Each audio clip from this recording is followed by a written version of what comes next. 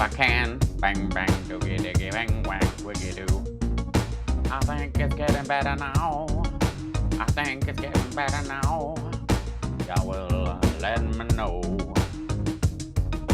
It's hump days with Pal, and I'm ready to go. We got a couple more minutes and we're going on. Hi, Richard Custer. Oh, yes. Starting to sing on my own. There we go, everybody come in. How? In the name of Zeus's butthole. Did you get Out of your cell. I got news for you, pal. You ain't leading but two things right now. Jack and shit. Jack left town. Man, I'm tired of being right. Drop your shorts and bend over, Mr. Babar. Once it was reluctantly aroused. It was hard to get it aroused, and it is hard to get it aroused. We got it aroused. We're honored to have with us today our amazing Vice President Mike Pence and his wonderful wife Karen.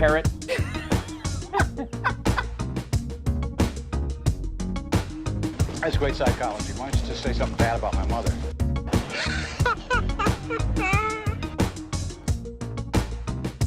Am I getting Rude to you, Alva. I couldn't think of a more horrible job if I wanted to. And you have to do it.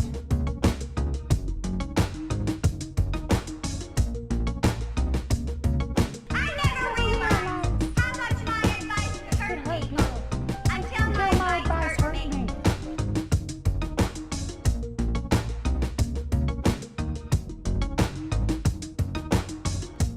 We need you. Hell, I need you. I'm a mess without you. I miss you so damn much. I miss being with you. I miss being near you. I miss your laugh. I miss your scent. I miss your musk. When this all gets sorted out, I think you and me should get an apartment together.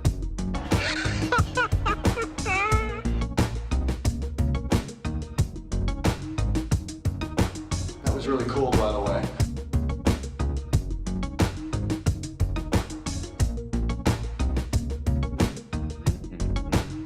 The sportos, the motorheads, geeks, sluts, bloods, wastoids, dweebies, dickheads, they all adore him. They think he's a righteous dude.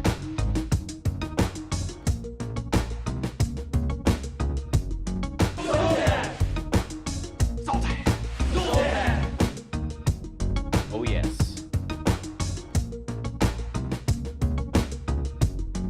Hi. Hey, everybody. Welcome. How you doing? Good to see you. Hello. Hi. There you are. Hello. Hi.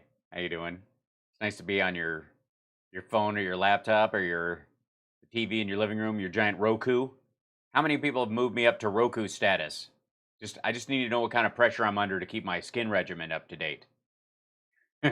It's much easier to sneak by, being a little shiny when it's hot in this room. When you know you're just on somebody's phone, you're like, how good do you have to look that big? You know what I mean?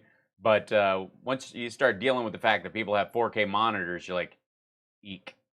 Hi, Deirdre. Hey, Natalie. How's everyone doing this fine Wednesday? Oh, did you hear we have an AIDS vaccine? Yes, it's true. Apparently, it has to be true. The president said it. There's an AIDS vaccine, and you take a little pill, and it's like living with a little pill. You guys, you and a little pill could get a little farm together and live upstate, and you're on my giant desktop, one of two monitors. Your face is huge. Oh, boy. I'm glad I've been ISO'd, at least to the full picture. That's an honor. I appreciate that. I don't do that. I do that fairly rarely. I mean, it takes a lot for people to get moved up just into theater mode on YouTube, much less, getting full screen status. So I'm honored. Take that seriously. Why go to the gym? So hi, everybody. Hey, Richard. There he is early in the show this time. Good to see you. Hi, Arlene. Hey. The chat's over here, so excuse me while why don't I just bring it up? Oh my God, and the camera's, there you go. If I lean back too much, the shallow depth of field is killing me right now. I don't know what the deal is. Hey, Flank Doodle, what's happening in NCIS 2 Doctor Who? NCIS 2 Doctor Who, are you for the second version of NCIS? Or are you a fan of the second season a lot? Hello, YouTube. So, it's an important question. Thanks. Bless your heart as well. I should say monitor hooked into the notebook. Wow, I'm in the elevated monitor. That's saying a lot. Hi, everybody. No offense, but full screen status hides the chat. That's not acceptable. I know. I wish there was a way to break that out. I mean, I think YouTube needs to work on that, where they have a theater and chat mode. You know what I'm saying? So puts it over here so you can see this.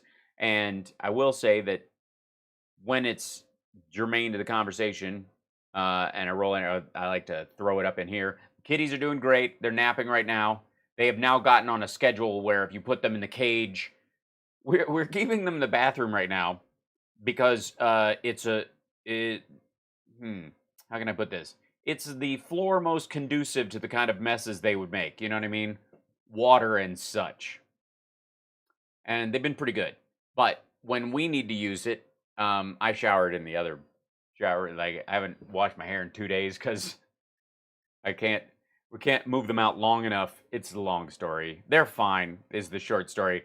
We got them on a new kitten food. One of them, the food was going in solid and coming out in another form. So we thought maybe for a little bit it was transitioned to cat food, and then what kind, like hard food and the like.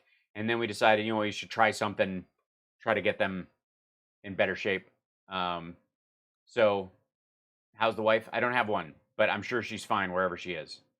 Thank you, Duke of Brittany. Appreciate it. Rafael Morano with the hippo character with stars glowing in his eyes. We got Rafael gave us a sticker on YouTube, which is a great way to contribute to the show. I'm just throwing that out there. It's right down there with the little dollar sign, which I think is a little crass on the part of YouTube. I really do. I feel like there should be a better support number, but I guess it cuts to the chase. And my stupid marketing idea would be like thank you hands, and nobody would ever click on it, or too many people would click on it right away, and then they'd sue YouTube. Be like, I was just trying to say awesome, and I ended up spending too much money I didn't want to spend. Yeah. So we shall see what we shall see. I bet the wife comment makes Summer giggle. Yeah, she's not gonna betroth herself to me anytime soon. I think that shows taste and breeding on her part. Two stone don't care. All right, well there you go. Bet the wife comment makes Summer giggle. Probably, or do this. My guess. Law and Odor. Thank you. Thanks very much. Glad you noticed. Also, just to remind you that if it's written in all caps, it is clearly truer than things that are not, and it needs no further evidence. Clearly. So, say hi to everybody else in the chat. Welcome everybody. Good to see you. Give us a thumbs up and a like. Start the show off right. Remind everybody to do that regularly, so Can't Stop Lying doesn't have to do all the heavy lifting around here. Big hugs to you, brother. Hope you're well. Lots going on. Big doings everywhere. I started learning piano for real. Like, I play by ear, and I have for a long time. And you guys, some of you have seen me. Like, I can play Purple Rain with both hands, but not the real version. The version that he plays in the basement when he's learning it on piano before they play it in real. Thank you so much, Rebecca. Thanks, Rebecca, for the Shiba dog. And so I decided I was tired of not knowing how to read music on the piano. So I decided, since we're all sequestered in here and we're all locked down, and it's going to change, our knowledge base over time, that, it would behoove me to use this time as productively as possible. So I've added 2 hours of learning time early in the day to my life over the last month. And I kind of always keep it close to the chest. Oh, thanks, Rocky Mountain Mike. That'd be lovely. Thank you, Natalie, for the #1 samurai Shiba dog. Thank you. And thank you, Joe Carter, for the good job. We are trying. Yeah, everybody remind that. So it's important, for me, anyways, to always be in a position where I'm learning. And I'm sure a lot of you feel the same way. Hold on, I want to make sure the alert boxes aren't too loud so they don't overwhelm anybody. There you go. So I've always been that way. I'm curious if you guys are doing that. Is anybody watching the show decided to like knuckle down and go, all right, well, we're going to be sequestered. There's obviously going to be limited going out. Even if we do get back to some sense of normal, probably going to shave about 20% off of your external movements and experiences. So what do you do with that? Oh, thanks, Gary in Panama. Panama! You know that time is ahead of you. So what are you going to do with it? And so I've been adding an extra 2 hours to my time every day that I know that when everything starts to slowly trickle back to life, there will still be like a certain amount of time that I would have spent out doing stuff that I'm just frankly not going to for a while. Great, Rocky Mountain Mike. If you need my 3D printing expertise, I will trade it with you for piano lessons. It'll be great. Building a slider. Oh, a camera slider? Or you mean a tiny hamburger? That's important to know. Activist portal website from scratch. That's awesome. I love that idea. Spatial K. It's much needed, and a template. You know how valuable? Can I tell you guys this? If you have any skills in design or websites or any of that kind of stuff, or even formatting, like creating forms and petitions and those kind of things, do you know how valuable it can be just to create templates for other people? How quickly that shortens time. So if that's in your wheelhouse, I just realized like I have 2 templates in Logic that I use when I'm writing a song that I'm going to just post that kind of auto-populate, and then you can just change whatever audio unit thing you have, whatever. I'm going to take out all my proprietary plugins that I use and just use the ones that are in Logic, for example. And then if you want to change them and add the ones you use personally, you can do that. And I'm just going to start posting those kind of things as little files to people if they want. Richard's writing a lot. That's very cool. So I've been drinking alcohol less, water more, lots of whole foods, fruits, veggies. That's awesome, Natalie. I invented the Stephanie Miller type in a little box. In a little box email. Oh, that's cool. So, oh, hey, Flying Doodle. Fox News aired Biden's speech over Trump's. I know, he must be so... I mean, honestly, I think at this point they were just hoping that Biden would flub it and it would be, they could count... They could hope for Biden to screw up and they could air that, like, hey, we were just airing the whole speech live, and he didn't, and like, oh, God. Meanwhile, they know if they air Trump's, he's going to say something horrifying and embarrassing. Do you know how many people don't know how to use those forms? I've created them in the Office Suite, and still people get confused. Maybe a little video to go with them. Maybe that's the way to do it. I don't know. Go, hey, just in case you don't know how to use these things. Getting a new keyboard or piano soon. Got my tap dance floor. Got to finish my book, but busy moving. That's all right. That's understandable.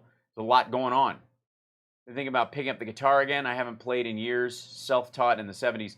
There's so many. I was just overwhelmed recently by how much online learning stuff there is available already, because I'm thinking about creating a course that I would just give to my patrons and then sell to other people and let them, it's kind of specific, but I was looking at like just how much stuff is actually out there, and it's extraordinary how much education. If you just look at, I've always thought this, like if you look at the DVD commentary on a movie, there before 1990, 94, there was no such thing. You had to go to USC and be a graduate student in film to have the director of The Godfather sit down and talk you through the whole movie. You know what I mean? Like, and thanks, Cosmic Panda. Any news on the reunion net? Sorry, I keep asking you. Not yet. So, you know what I mean? Like, think about. Thanks, Skylar. I agree. I am a good actor in Lab Rats. Hi there. No, I'm kidding. I disagree. I'm a fantastic job. I'm an amazing actor and director on Lab Rats. Not bad writing too. Got a couple of solid jokes in there once in a while. It's good. So, yeah, YouTube alone can teach you how to build a car. It's true. Yeah, and the DVD commentaries in and of themselves, just as a filmmaker myself, as a producer, I guess that's the word you should be using, or as a writer, director, and an artist, you just simply did not have access to people telling you that. Period, end of story. You had to go to the most expensive school where that person more than likely went, so they came back as part of an alumni kiss ass to learn what they learned, to sit there. Oh, thanks, Bon Vivant. That's so awesome. Thank you. Thanks, Bon Vivant. Look at that.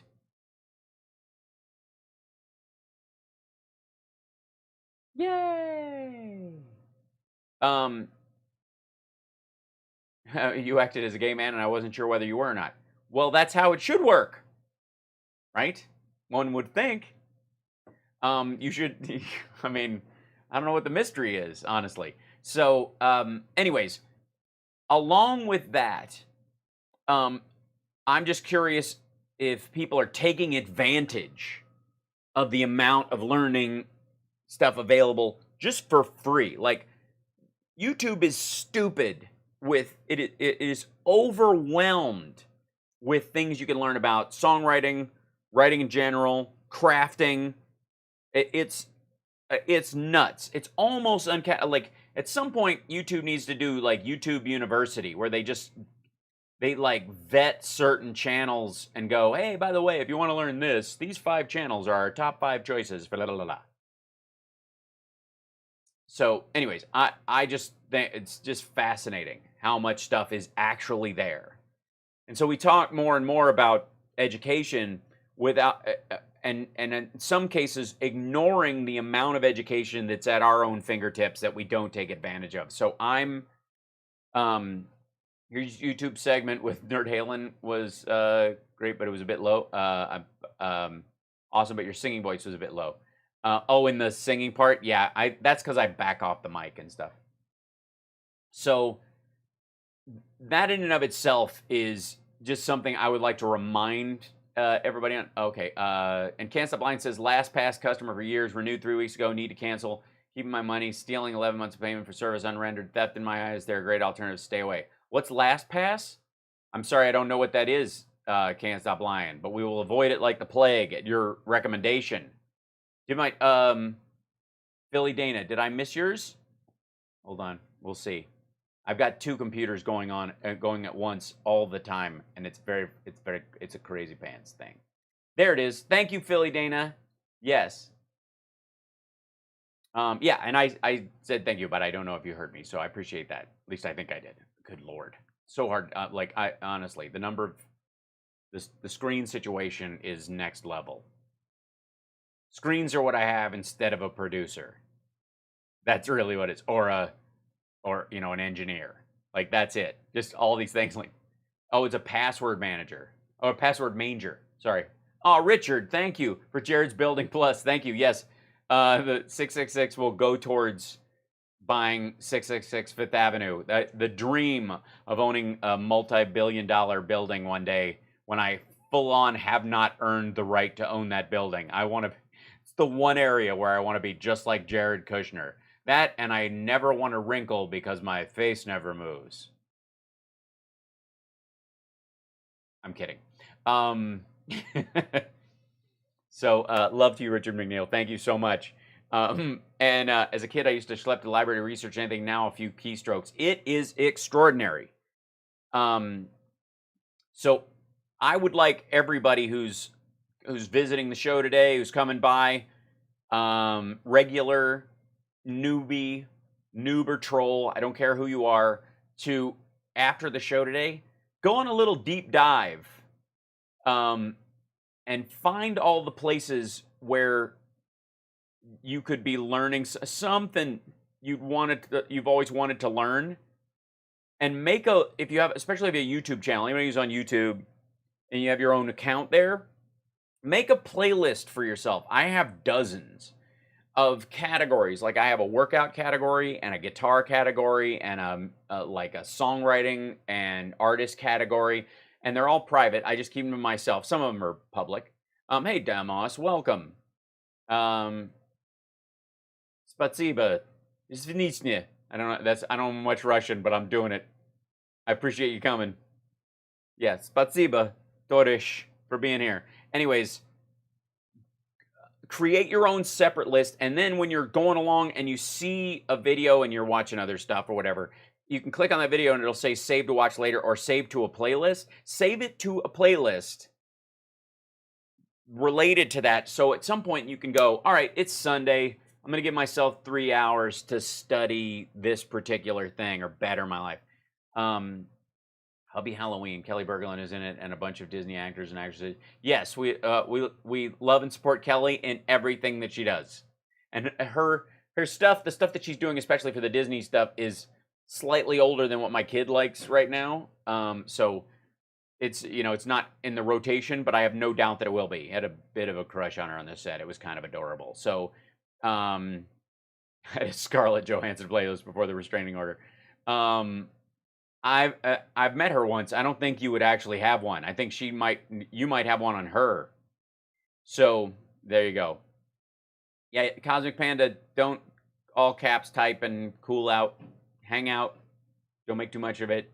You'll get bounced, and you don't want that, and then you'll take it personally, and everybody will freak out. Just breathe and enjoy being here, like everybody else.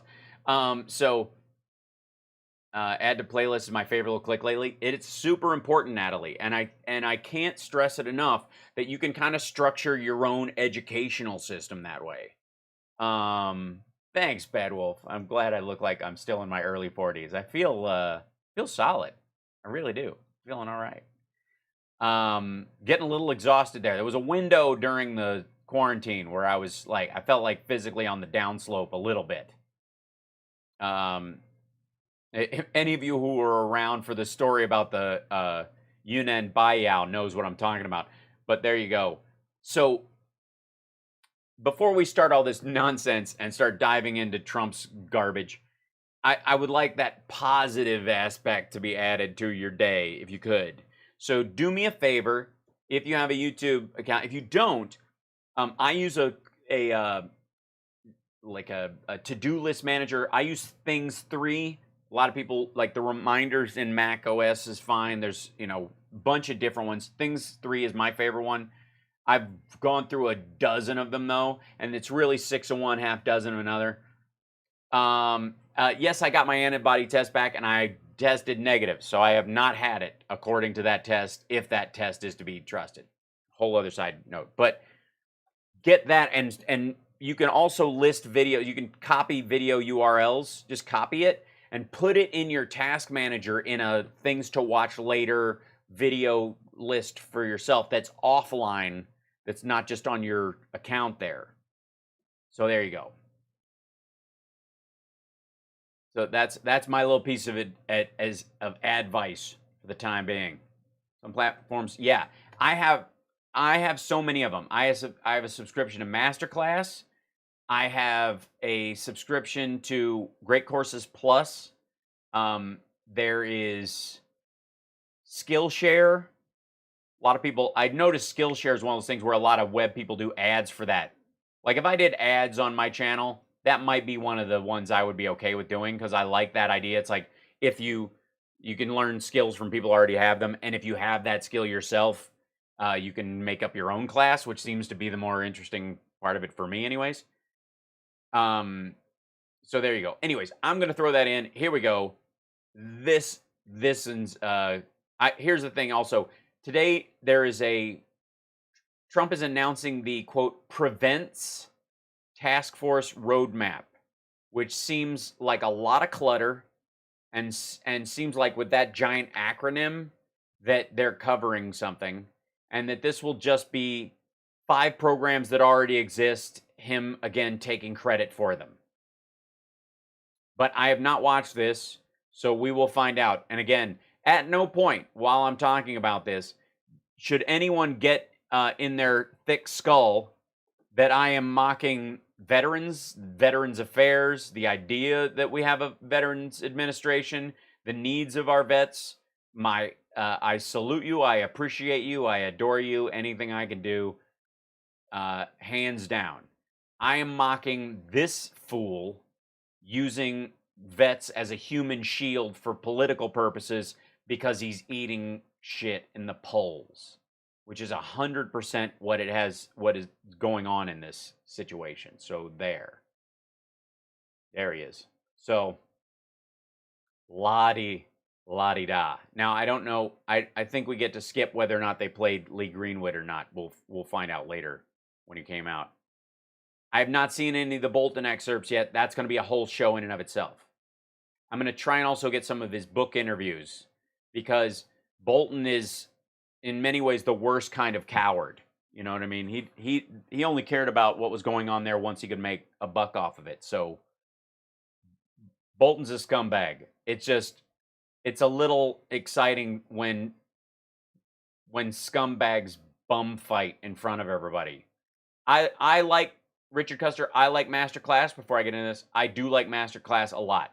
And the whole subscription of being able to get all of them for a price seems more valuable than just hunting and pecking. There seems to be so much there, especially once they started adding cooking ones, which I think everybody could use almost. But I do think it's still weird that they have a couple of people on there that they should have removed their stuff after what happened. Particular acting class, for example, that I'm shocked they still have up. Not just because the person teaching it did some fairly horrible things, but because it's not good. It's the only one on there where I'm like, what is this bullshit? Yep. Yeah, it's Spacey's. As a person who, I mean, the only acting class I've taken since high school, besides like on the job training, was when I audited a class that Jeff Goldblum taught in the early 2000s or late 90s. It was 99? Yeah. 98, 99. Jeff Goldblum was teaching, and I'm like, I have to go audit this. And I got to do scene work in front of him, and he was gesticulating so wildly out in my, like, while I was acting, he's, and I'm like, this is so distracting. I cannot imagine what it would be like to have him direct you. So I went because I love him, but I didn't stay because I think I got talk soup like 3 weeks later. But yeah. Thank you very much. Please, thank you. Don't understand. Good afternoon. Thank you for being here. You'll recognize the 4 flags. I've rubbed my genitals on all of them. And here we are. I'm going to prove to you all how much better I am than Biden, Obama, or pretty much any president who's ever existed by pretending that something that was a Democratic idea is my idea, or... Before we begin, 5 years ago, 9 innocent parishioners of a historically black church, you all remember this horrible event, were tragically killed during an evening Bible study in Charleston, South Carolina. That was a despicable act of evil. Today we remember this somber day as our hearts still break for the victims, and our prayers go with all. That was a terrible event. It was a terrible day. Why do you have to read that off of a piece of paper? Why do you have to finger follow that part of it? And still, again, you could read this like, that was the day when poor Dylan Roof, who was just trying his best as a soldier to do the right thing, was arrested and only got 1 hamburger. It's a tragedy. Terrible, terrible day for our country, for the world to witness. To witness? It wasn't bad because we saw it. Shit isn't bad because you see it. Thank you very much for being with us at the White House as we reaffirm our sacred promise to support and protect our great veterans. We love our veterans, and great they are. Good to know. And great they are. Great. Just great. Fantastic job. I also say that, by the way, I use the same words that I'm using about our veterans about Brian Kilmeade. So, I mean, you got to weigh these words and my own value of them. You overuse a word. Honor and courage these incredible patriots perform their duty to America, and now we must fulfill our duty to them, and that's what we're doing. And we're doing it beyond what anyone's ever done as president or as an administration. No president or administration has done anything like what Trump is about to do. Eat shit, Herbert Hoover, when you created the Veterans Administration with an executive order from the Veterans Bureau. Jump on a pile of dicks. 1812 Land Act, where soldiers were given land as a bounty for fighting in the war. Yeah, nobody. Go throw yourself in on a bag of nails. I don't know what that is. GI Bill. We're gathered together to address an especially urgent struggle. Today we're unveiling veteran suicide. Our roadmap to empower veterans and end the national tragedy of suicide. Tremendous problem. Tremendous problem. Oh, good. You said it 3 times, so that means you really care. My administration is marshaling every resource to stop the crisis of veteran suicide and protect our nation's most treasured heroes. They've been through so much, and it's such a deep-seated problem. And we're doing tremendous research and everything you can do. We're doing everything possible that you can research and commission a research of a thing that we're going to say we've done and we're fixing. Okay, let's hear it. What's it going to do? It is something that nobody quite understands, and Sure they do. A lot of people understand it. A lot of the VA's psychologists understand it. It's their job to understand it. It's horrible to send people to war. It's one of the reasons why you don't play ducks and drakes with soldiers' lives, why you don't send them off to fight in battles that you wouldn't fight in yourself. Because even in a situation where they're on the right side of history, they see things, experience things, and do things that leave them traumatized for life. It's not the lack of understanding is not the problem here. It's the lack of caring. They're gaining knowledge, but they don't quite understand it. And I want to thank our Vice President for being with us. And I Where else would he be? Especially want to thank, frankly, wonderful Karen Pence, who is so committed to the veterans and this particular problem. And thank you very much, Karen. We appreciate it. Still making up for that, isn't he? Oh, wait, did I switch things? Yeah, hold on. We're still making up for this one. We're honored to have with us today our amazing Vice President, Mike Pence, and his wonderful wife, Karen. Yes, so he's still fixing that. Thank you. And all right. If she really gives a shit about veteran suicides and this is one of her pet projects, good on you, lady. I'm glad. I don't know why it would have to be a pet project of the second lady. Here as well are several members of Prevent's task force. Prevent's, it's called. Prevent. Uh-huh. Secretary of Veterans Affairs, Robert Wilkie. Robert, great job. 90% approval rating, the VA. It's way, way up, 90%. That's a number that has not even come close to attaining that number. So it's a tremendous job you're doing. Thank you very much. Secretary of Labor, Gene Scalia. Gene, thank you very much. Good genes. Scalia jeans. Good jeans. Secretary of Health and Human Services, Alex Azar. Alex, thank What are there only 5 cast members on this show? you. Secretary of Housing and Urban Development, Or Housing in Irving, Berlin. the great Ben Carson. Thank you, Ben. Secretary of Education, Betsy DeVos. Thanks, Betsy. Well, they just brought, you guys had nothing to do. And Acting Director of OMB, Russ Vogt. Thank you, Russ, very much. Also with us are The ironically named Russ Vogt. Surgeon General Jerome Adams. Where's Jerome? Jerome. Hi, Jerome. And he got Hi, Jerome. a standing ovation To my cousin, I would like to say, hi, Jerome. the other day. I introduced him. He got the only standing ovation, Jerome. What was that all about?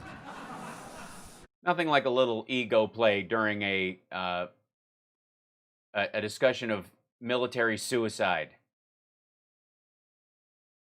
Look at this. Look at this. Look at him like, he's going to make a joke. Why didn't I didn't get a standing ovation. And the Executive Director That's what that was. That was another one. He's the only, you get one and I don't get one.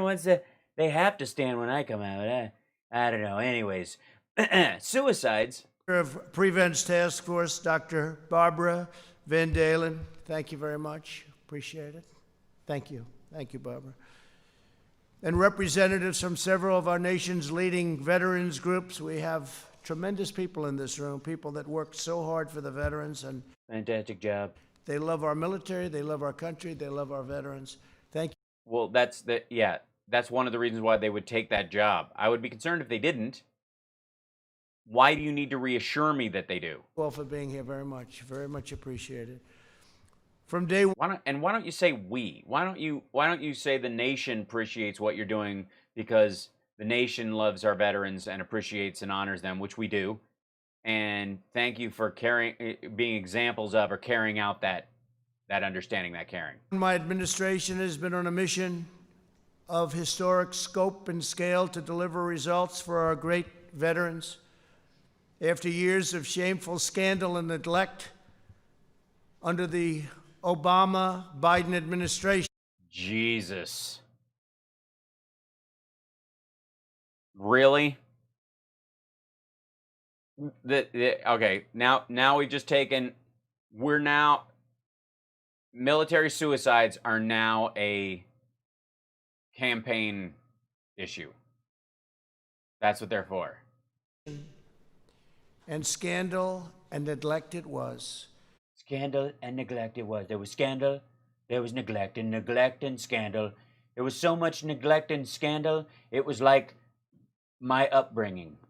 We have fundamentally reorganized the VA from top to bottom, and we've reestablished a crucial principle.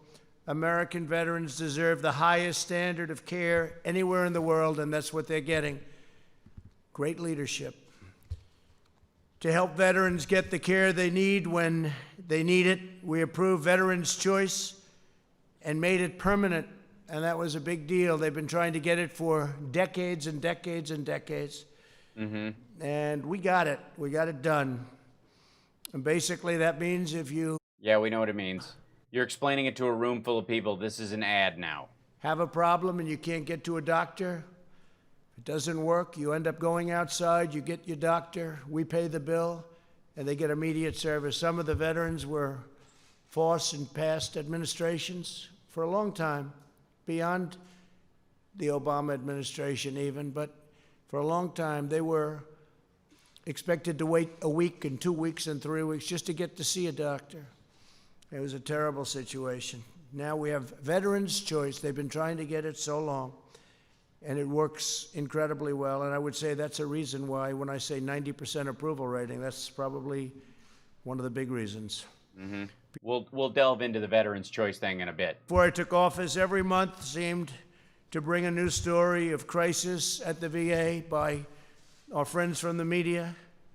Yeah, the whole thing about a bunch of them being poisoned with hydroxychloroquine while they were unconscious and on ventilators because someone in the executive branch wanted to use them as hydroxychloroquine guinea pigs. That doesn't count.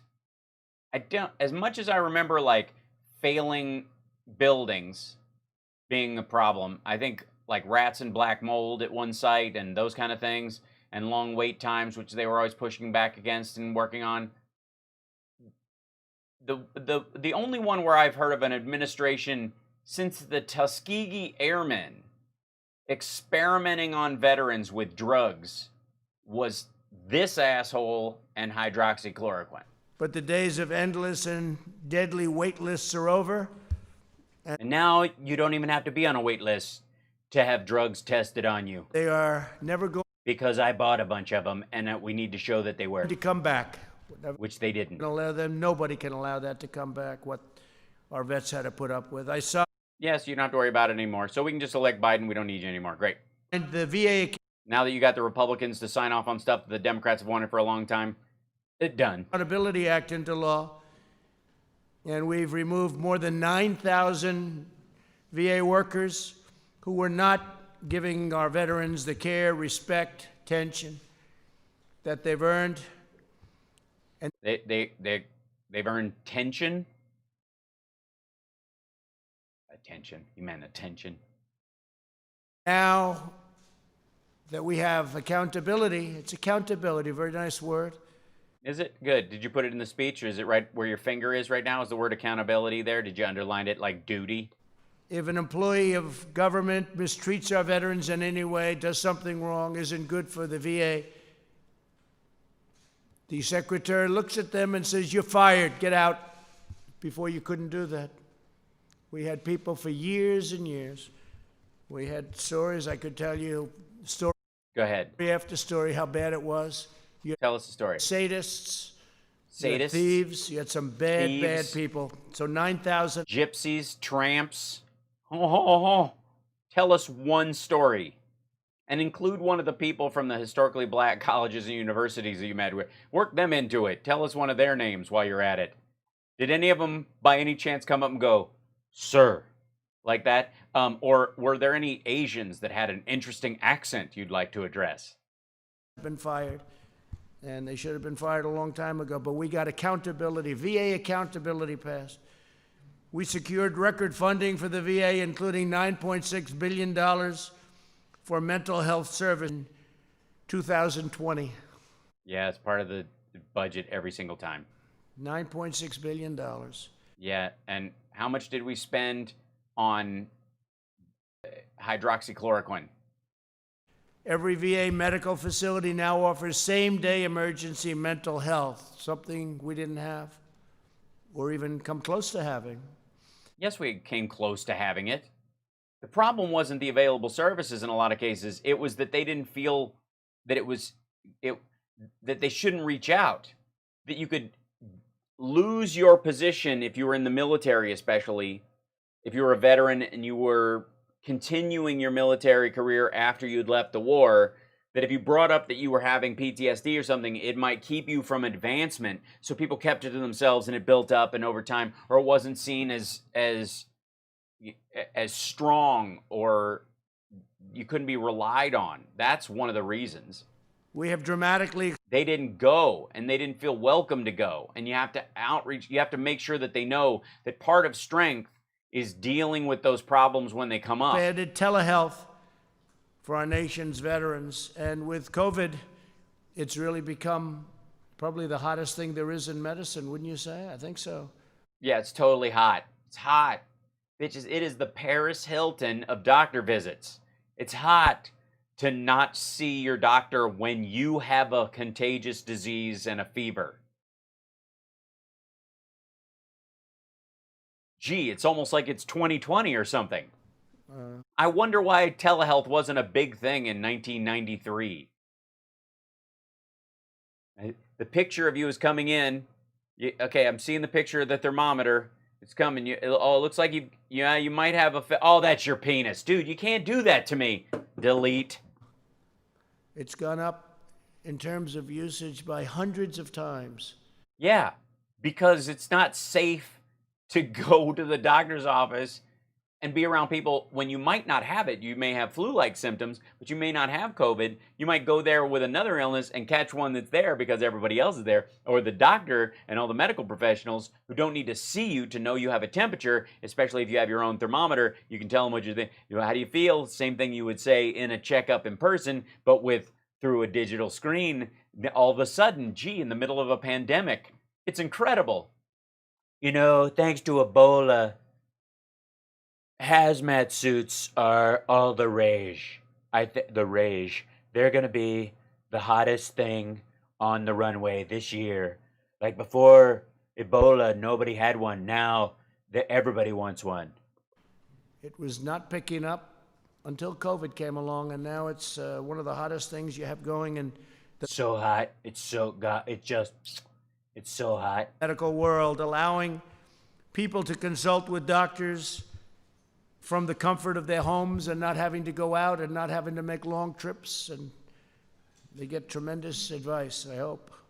I get tremendous advice. You know, Sam, I know you got a fever, and I just, you know, I'm looking at you right now, and I'm just thinking your problem might be that wallpaper. I'm telling you, if I had a room that was that color, it'd make me sick too. Holy shit.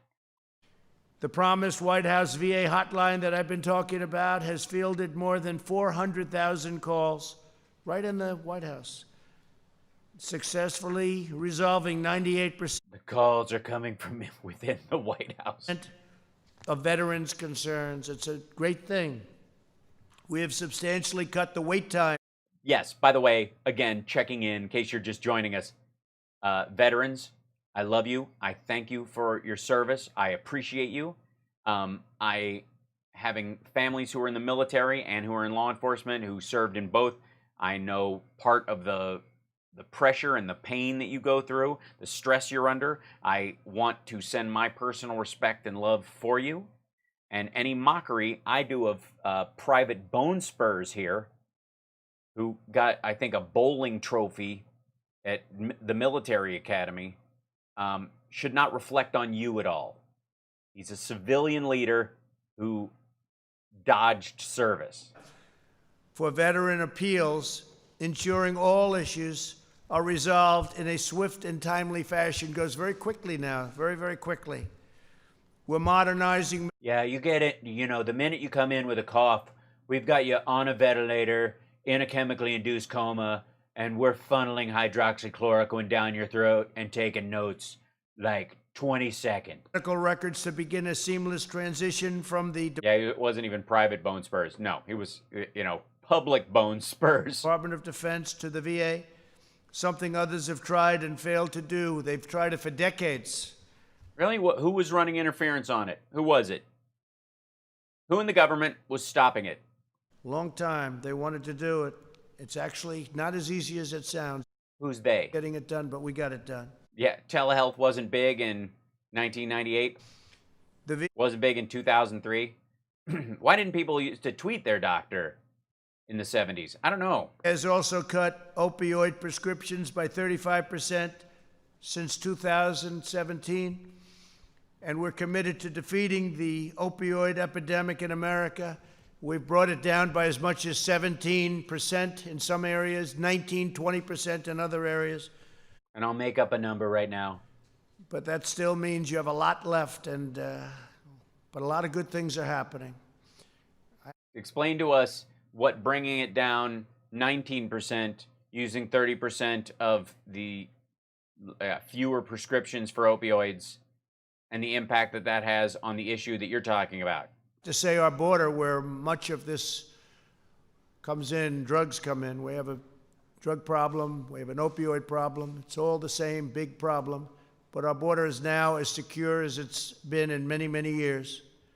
It's nobody's coming across. It's weird when you have more cases of COVID and more deaths than any other country, how secure the border gets all of a sudden. All is now up to mile 212, and wherever we have the wall, that takes care of that area completely. But no, it doesn't. Have you seen the videos of them cutting it? Have you seen them scaling it? Have you seen them digging under it? It's a wall, and barely that. It's a slat fence. Now down to among the lowest numbers we've ever had. Yeah, what are border crossings for other countries like right now?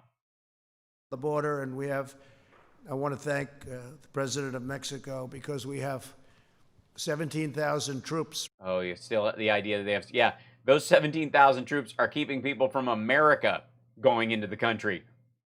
If there's illegal immigrants in the United States, the Mexican troops are trying to keep them here so they don't bring COVID into the country. Right now, on the border, Mexican troops, and really helping us a lot. Mexican troopers. The number of veterans who say they trust the VA services has increased 19% under this administration. That's a tremendous increase, but I'm still more impressed. It's an all-time high, by the way, but I'm still more impressed by the 90 to 91% number. That's the number That's how it went up a percentage, just talking about I'm it. going to use from now on. All right, can I do that, Robert? I like I like the 90% one. Thanks for that push poll, by the way. 91%. Can you imagine if you were a politician, you had a 91% approval rating? That would be pretty good. But there's more work to do. Ending the tragedy of veteran suicide demands bold action at every level of society. See, I would feel bad if I was him not getting enough chuckles at my military suicide press conference. His sycophants have only laughed 3 times. I'd go, we got to punch up these jokes next time. You know what I'm saying? Not 90%. 20 veterans and service members take their own lives every single day. The loss of our heroes breaks our hearts and pains our souls. 1 year. Reading from the page breaks my heart and pains my soul. Giving a shit. ago, I signed an executive order establishing Prevents Task Force to develop a nationwide strategy to support our veterans in distress and stop the grave tragedy of veteran suicide. Today, thanks to the leadership of Secretary Wilkie, it's been outstanding, I'm proud to announce that we are taking this critical initiative to the next level. Following the ambitious roadmap the task force has developed over the last year, you'll see things happening that nobody would have ever thought even possible. So it took a year since you signed this into, or if I'm listening to him correctly, took a year for your group to come up with their findings. And you're establishing a task force to implement those findings after a year. And you couldn't have done that sooner. Why would you do that? Why would you wait till the summer before an election cycle, and when you'd already created a situation where there were, I don't know what are we at? 100 9/11s at this point? Where are we? 85 9/11s? To lead this effort, Mrs. Pence and a team.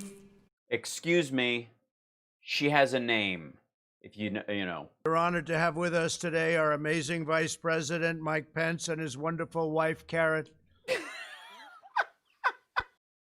Why don't you say her first name? Of Mrs. Pence. Ambassadors that she was very much involved with in choosing, including the Surgeon General, Jerome Adams.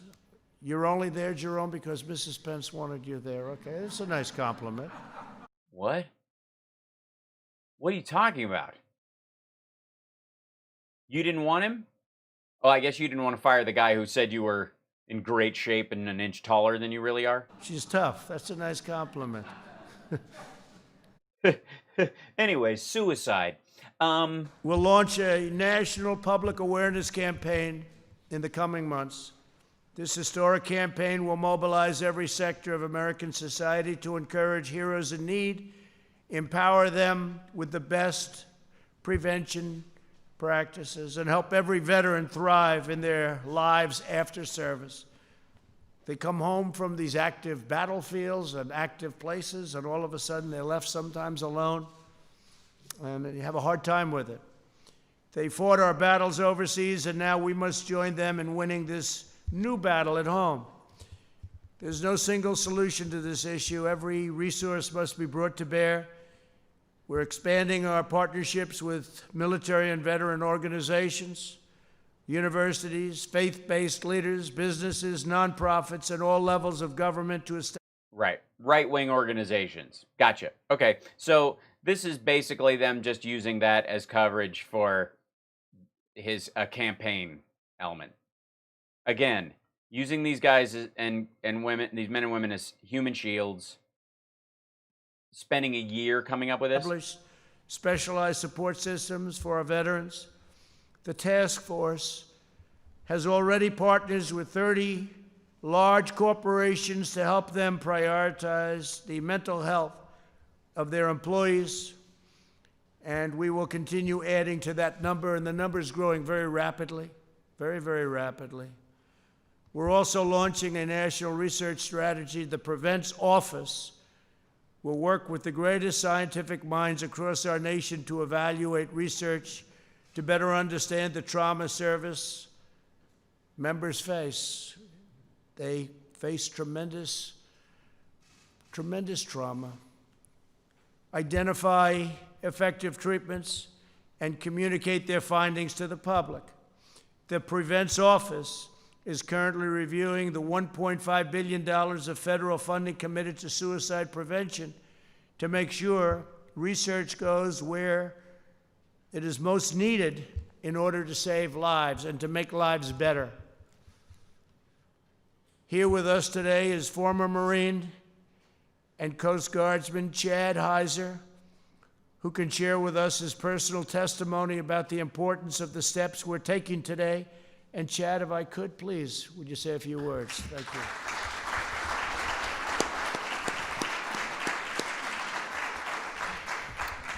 Mr. President. By the way, out of respect for this dude and what his service and what he may say, I'm skipping past him because I have no problem with whatever he's saying. Even if he was a total Trump acolyte and sycophant, it doesn't matter. I'm not going to even engage in the potential of saying anything untoward about him, nor would I. By the way, those of you that may or may not know, there was a 2005 to 2011? There was a study on was when they recognized that veteran suicides overtook the national population. That 1 in 5 people who took their own life were vets. And they started making, elements of the VA were working on that, using the census data that just came out at that time. They set up a veterans crisis line, national phone line system for that kind of stuff. Dr. Jan Kemp, the VA National Suicide Prevention Coordinator, who's been around since then, said it's discouraged to keep looking at the suicide rates and we have to keep plugging away. But she said without resources such as the crisis line, the rates would be higher. States don't statistically identify information related to suicides and service records, but SAMHSA did, which is the Substance Abuse and Mental Health Services Administration, did a study between 2002 and 2005 that 144 veterans of post 9/11 had committed suicide out of a total veteran population of 490,000. 2009, 98 men and women from post 9/11 wars took their own lives, according to that same report. The plurality were people 65 and older. According to the data, about 19% took place between 2005 and 2011 were veterans between the age of 18 and 44. Among the 36 states with available age data, it is important to reach post 9/11 veterans early, Kemp said, to help mitigate a potential increase in suicides once they get older, because oftentimes living with their either physical or mental disabilities that came from the war get harder as they age. So it's, we have this picture of what military suicides look like. Like they come home, they struggle for a couple of years, and then they kill themselves. It's often not the case. So it's when they're much older and some of them emotionally look back on their life, and that's when it's really hard. Others, it's because they have a physical problem or a head injury or mental deficiency because of an injury that grew over time, chronic pain, then addiction from that, all those elements. So, we've been looking at this since the 90s that I've been aware of. I'm not aware of a big move during the Reagan administration, but that was a big part of it there. And then, of course, during Obama, the Congress passed a veteran suicide bill. Hold on, let me find it. It's the Obama signed suicide prevention bill to aid veterans. Amid partisan bickering over healthcare in the U.S., one overlapping issue has received support from both parties, curbing suicides amongst American veterans. Though the issue was not mentioned in his State of the Union address, it became clear earlier this year that both Democrats and Republicans would rally around it. The Senate voted 99-0 to pass the Clay Hunt Suicide Prevention for American Veterans Act on February 3rd, while the House voted 403-0 in favor of it last month. Obama signed the bill on, Thursday, the February 12th of that year. Today we honor a young man who isn't here but should be here, Obama said at the White House signing ceremony. He suffered physical injuries that healed, and he suffered invisible wounds that stayed with him. The bill is named after a Marine Corps veteran who killed himself in 2011 after he struggled with post-traumatic stress disorder following deployments in Iraq and Afghanistan. So the Prevents Task Force idea, they haven't invented anything new. This is largely window dressing. Now, any effort on this, I applaud. If you're making headway and they're finding through the research that they've done and taking steps that there are new things we can put in place, you're still standing on the shoulders of the people before you. So don't pretend you're the tallest person in the room when you're riding piggyback, for one. And secondly, this is an executive order a year ago to start a task force now to implement stuff that, are we even aware if this task force will come up with anything that isn't already being done other than a funding growth? Oh, he did the shoulder. Whenever he touches his jacket, it means he broke wind.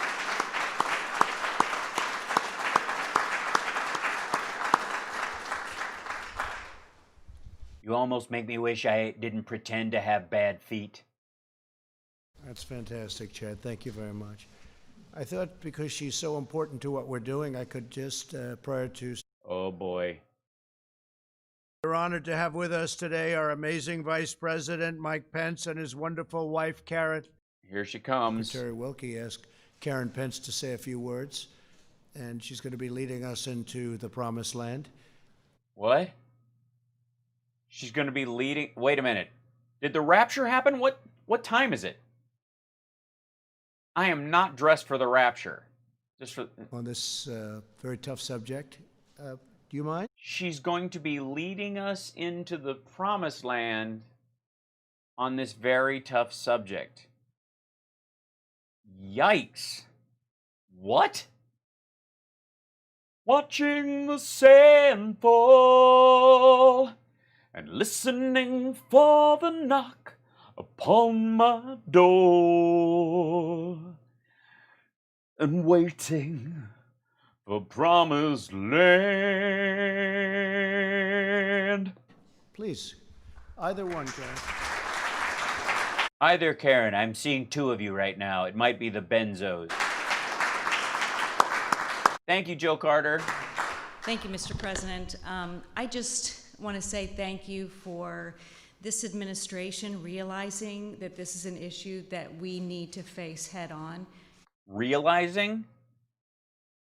Okay, one of two things. Either Karen Pence thinks this is the first administration to realize this is a problem, which, considering Obama signed the Veterans Suicide Prevention Act, and they've been doing studies on this, trying to find ways to mitigate that number since at least back to the Clinton years, that she's unaware that other administrations think it's important, or they're just now realizing it's important because he's eating shit in the polls. And thanks, Lowrider Sky, for noticing that I was singing Queensryche right there. You're welcome. And I would go note for note on that. The culture, it's the leadership at the top. It's people like Chad being willing to be vulnerable. It's people like Dr. Van Dalen leading the whole task force of real experts who have been dealing with the suicide issue for many decades. Oh, gee. I thought Trump was the first person to come up with this and that nobody even thought to consider this. Silly me. And now all of us are coming together. We came together a few months ago at the Vice President's residence. We talked about how we wanted to go forward with this initiative. And I feel like right now is such an opportune time because we're all dealing with anxiety. We're all dealing with stress right now. So if I But enough about my relationship with Mike. can do anything as lead ambassador, it's my goal to help take away the stigma of mental health, take away the stigma for people to be able to come forward like Chad to say, there was a time in my life where I wanted to end everything. And our veterans, I've met with so many of them who say to me, I don't go to that dark place anymore. And so we are giving them hope. We want them to know, and anyone who's considering suicide, that there are people out there who want to help. There is a way forward, and I just am so grateful and honored to be. I think this is a good time while Karen Pence is talking. Sorry, Carrot Pence is talking to remind everybody about the Trevor Project. And at any point, if any of you know someone in the LGBT community, especially who is having mental health issues, is considering self-harm in any way, the Trevor Project is always there for them. And if you're not in that group and you have the same issues, there's obviously suicide prevention lines and all that kind of stuff. I urge you to reach out. And in that process, though, if you don't have those issues and you don't suffer from that, perhaps consider supporting the Trevor Project. TrevorProject.org. Ambassador for Prevent. I mean, it's not something the Pences would be completely, I'm not sure they're not against it. I'm not sure they're for it. You know what I mean? So thank you, Mr. President. Thank you very much. Thank you. And again, good for her. If she wants to, if nobody is spearheading this and Karen Pence has to decide that it's important for it to get any movement in this, consider that. Consider that. For this issue to have been moved forward, or apparently to hire a surgeon general, she's the only one who seems to give a shit about those decisions? Whoa. But how is I mean, I don't know, is she a military veteran? Am I unaware that Carrot Pence was in the military? If so, I apologize. But I'm fairly certain that she's not coming from the point of view of having been in the military, dealt with PTSD, and considered this. I found my way out, and I know you can too, which would be crucial, I would think, to heading this kind of an effort. Thank you very much. So she had no idea I was going to do that, but she walks up there, she's able to speak off the top of her head. She didn't have to point at the paper with her finger. She didn't need a teleprompter like weak Obama. So to say that I did it about 2 months ago, I said, maybe Karen wants to say a few words. And she got up and she spoke for 5 minutes. She blew everybody away. She's amazing. Because she didn't sit the whole time. She didn't accidentally accuse an entire race of people of being sexual deviants. It was amazing. I don't even know how. She was the star, right, Mike? And I said, come on, Karen, you got to go. Great. Really appreciate it. You're going to do a fantastic job. Fantastic job. Thank you very much. Thank you very much. Mr. Secretary, let's go. Let's go. No. Mr. Secretary. It's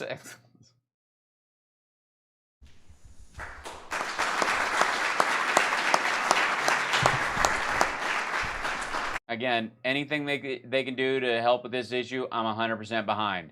I'd like to hear a battle you versus Jeff Tate.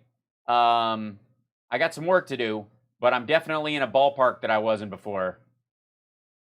Let's go. Let's do this. Ba-boom! Thank you very much, Mr. President. By the way, I don't have a problem with what this guy's doing either, so I'm going to skip ahead. It's not, I appreciate what they're doing. We'll see if it works out. It's a task force. They might as well be coming up with a commission. So. Great job you're doing. So Karen Pence has stated beautifully just a little while ago that the two words anxiety and stress. And all I can say, Mike, is thank goodness we don't have any anxiety or stress in this job with these people back there. Jesus Christ. Look at this friggin' pity party.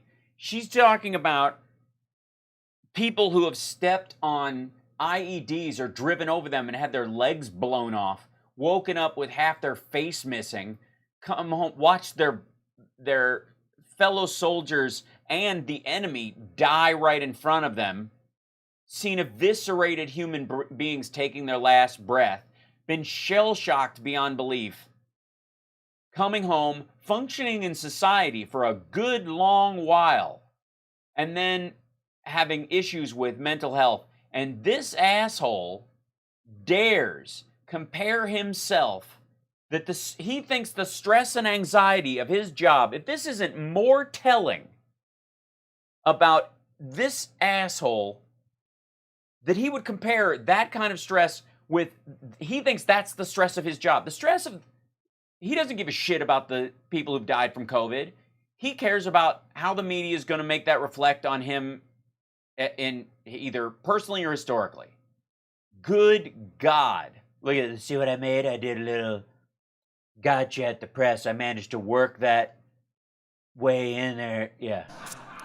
But the huge laugh in the background while he jokes about how I'm surprised I haven't wanted to commit suicide the way they treat me. But, some people are very, talented at dealing with stress and others aren't.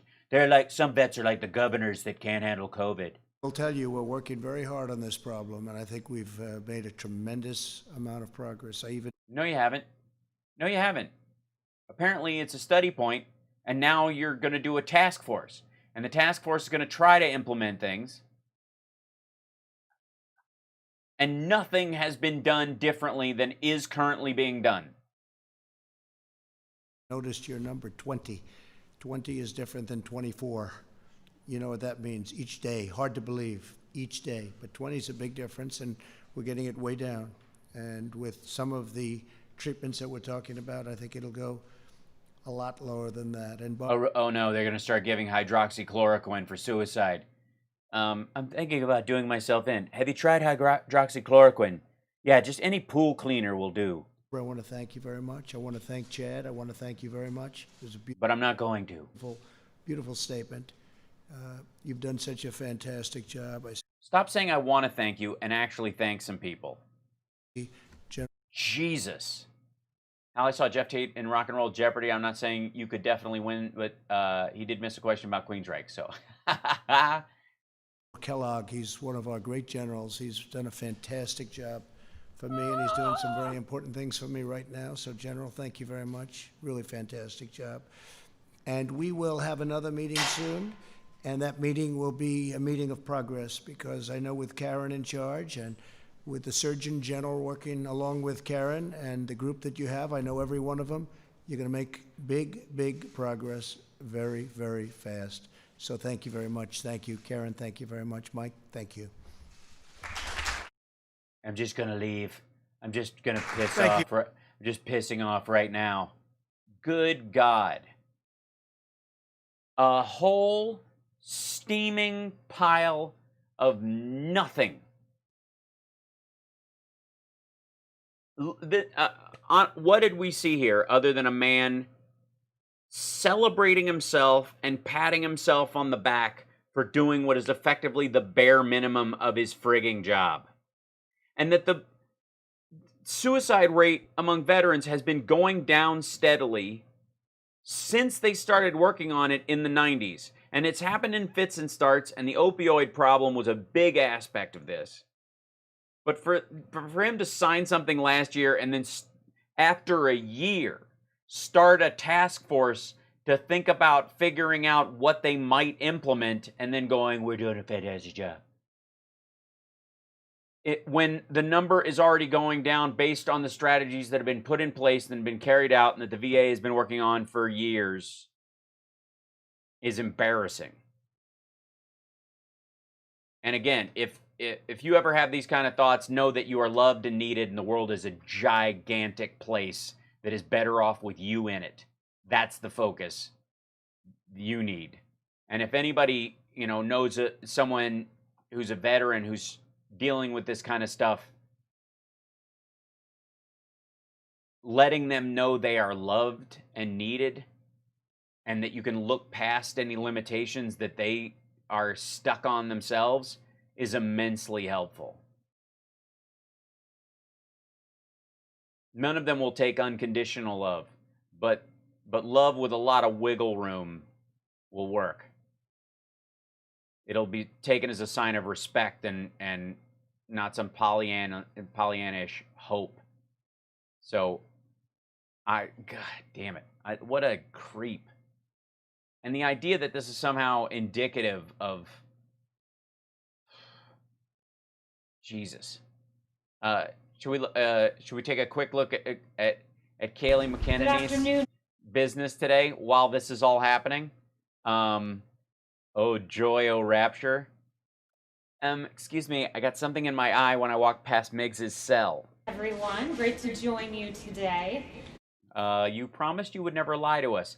The cross is out, so Jesus be damned. So 5 years ago today, There's an echo on her voice. Apparently, this is at a baseball stadium. I'm glad they're finally doing social distancing. Innocent parishioners of a historically black church were killed during... They've got an MLK filter on it. They're putting reverb on it. An evening Bible study in Charleston, South Carolina. Where there were good people on both sides. Oh, no, that was Charlottesville. You know what I'm talking about. That's a good look.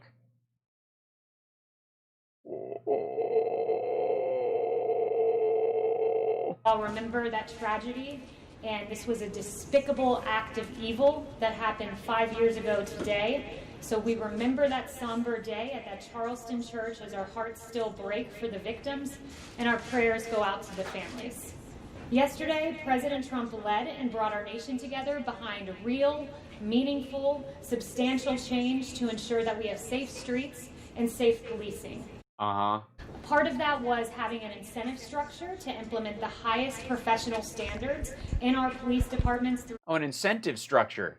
That's good. So you get a bonus for every person you don't shoot? Is that how it works? An accreditation process. This accreditation entails making sure you have It's the Better Business Bureau for cops.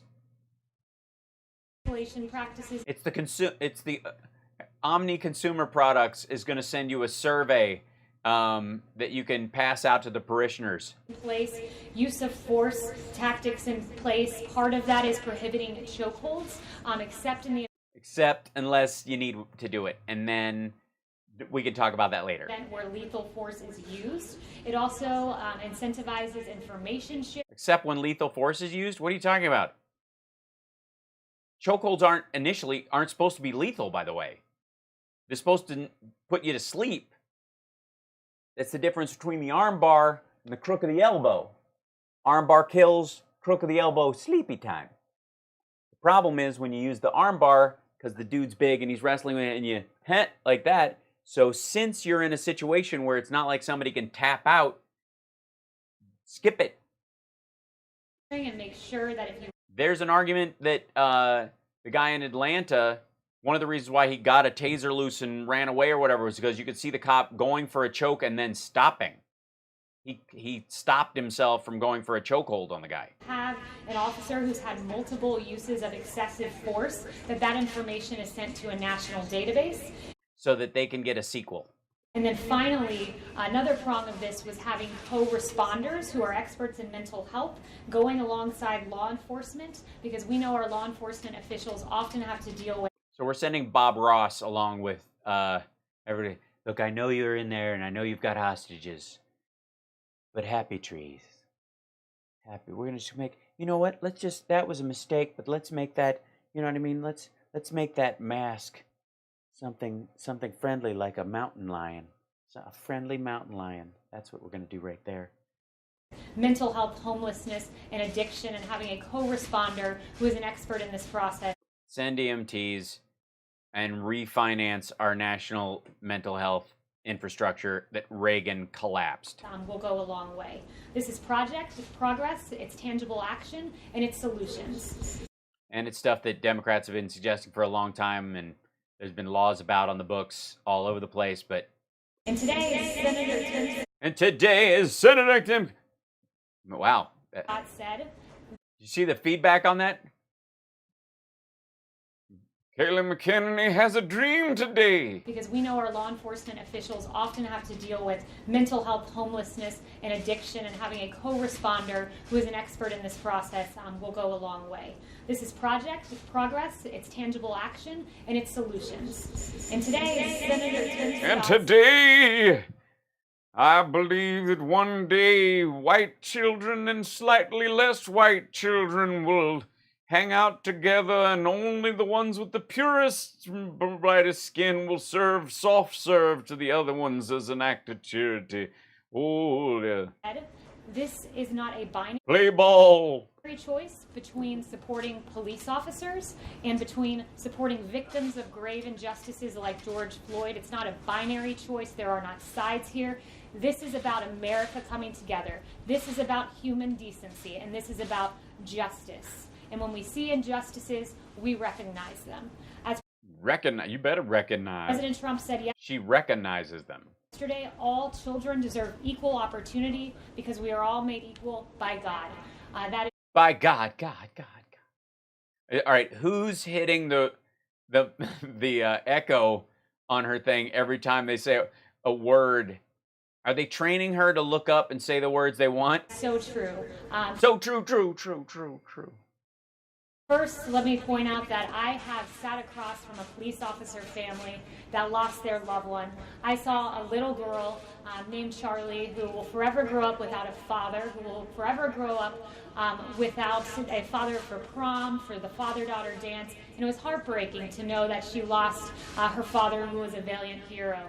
But yesterday, I sat across from... Yesterday I sat across from and here I stand in this giant stadium with these two tiny microphone.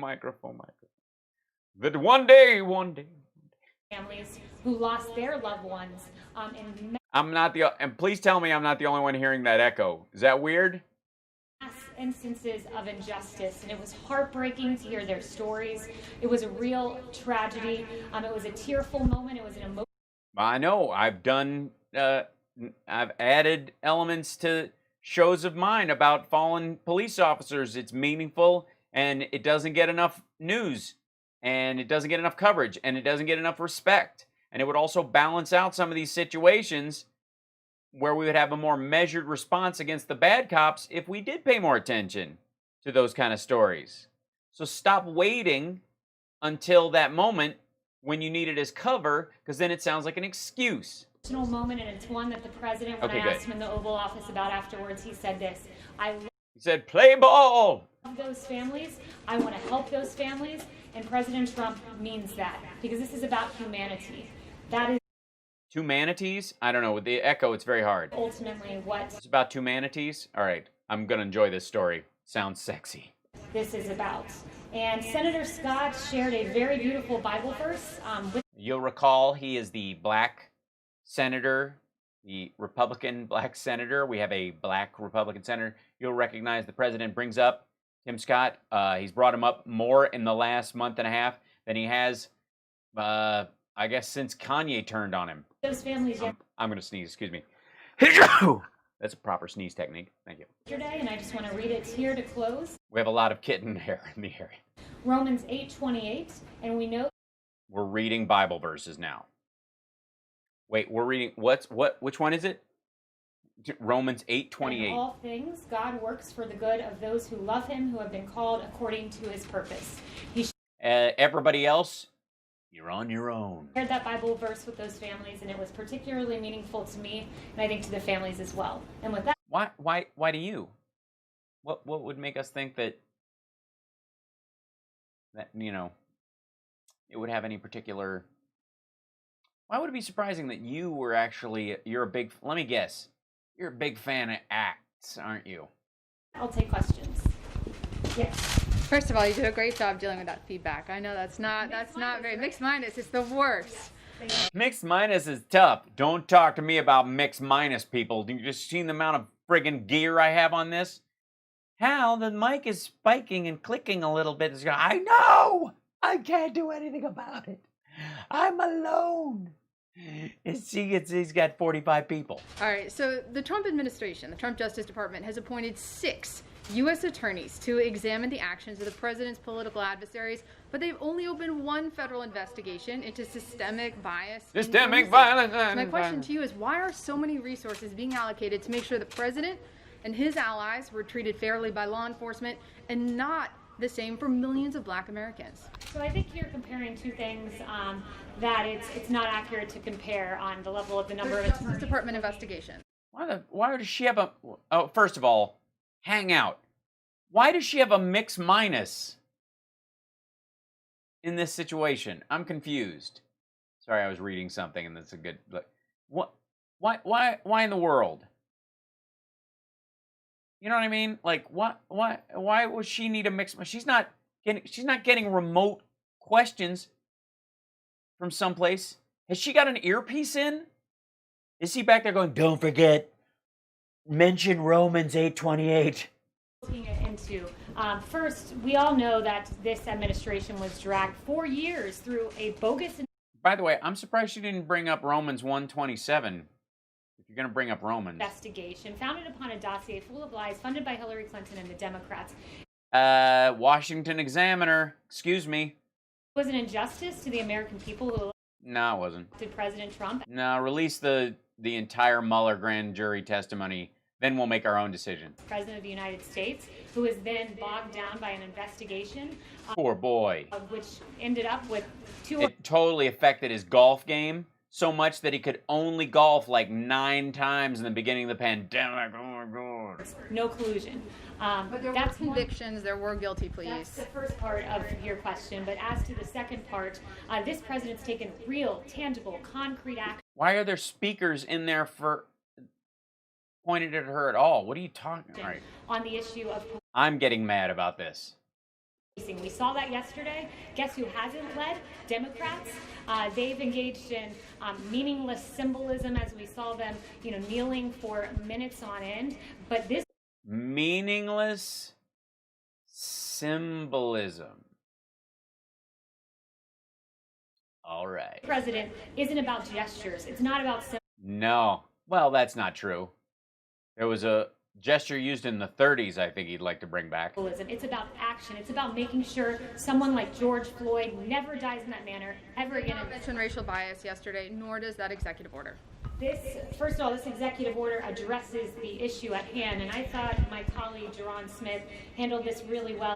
He's Black, and he covered for us. So listen, I'll tell you what. I found a Black person to say exactly what I'm saying, and that's diversity. Yesterday, when he said this about the executive order on this very question, from you, he said, a lot of people want to make it about race, but it's about communities and individuals. You're trying to fix something that you can't really fix the heart of people, but you can fix individual pieces that deal with the real problem, which is access to opportunity. You can fix schools and remedy the disparities we see in schooling. You can fix policing to the degree we can at the federal. But you can't fix Black people. They're just broken.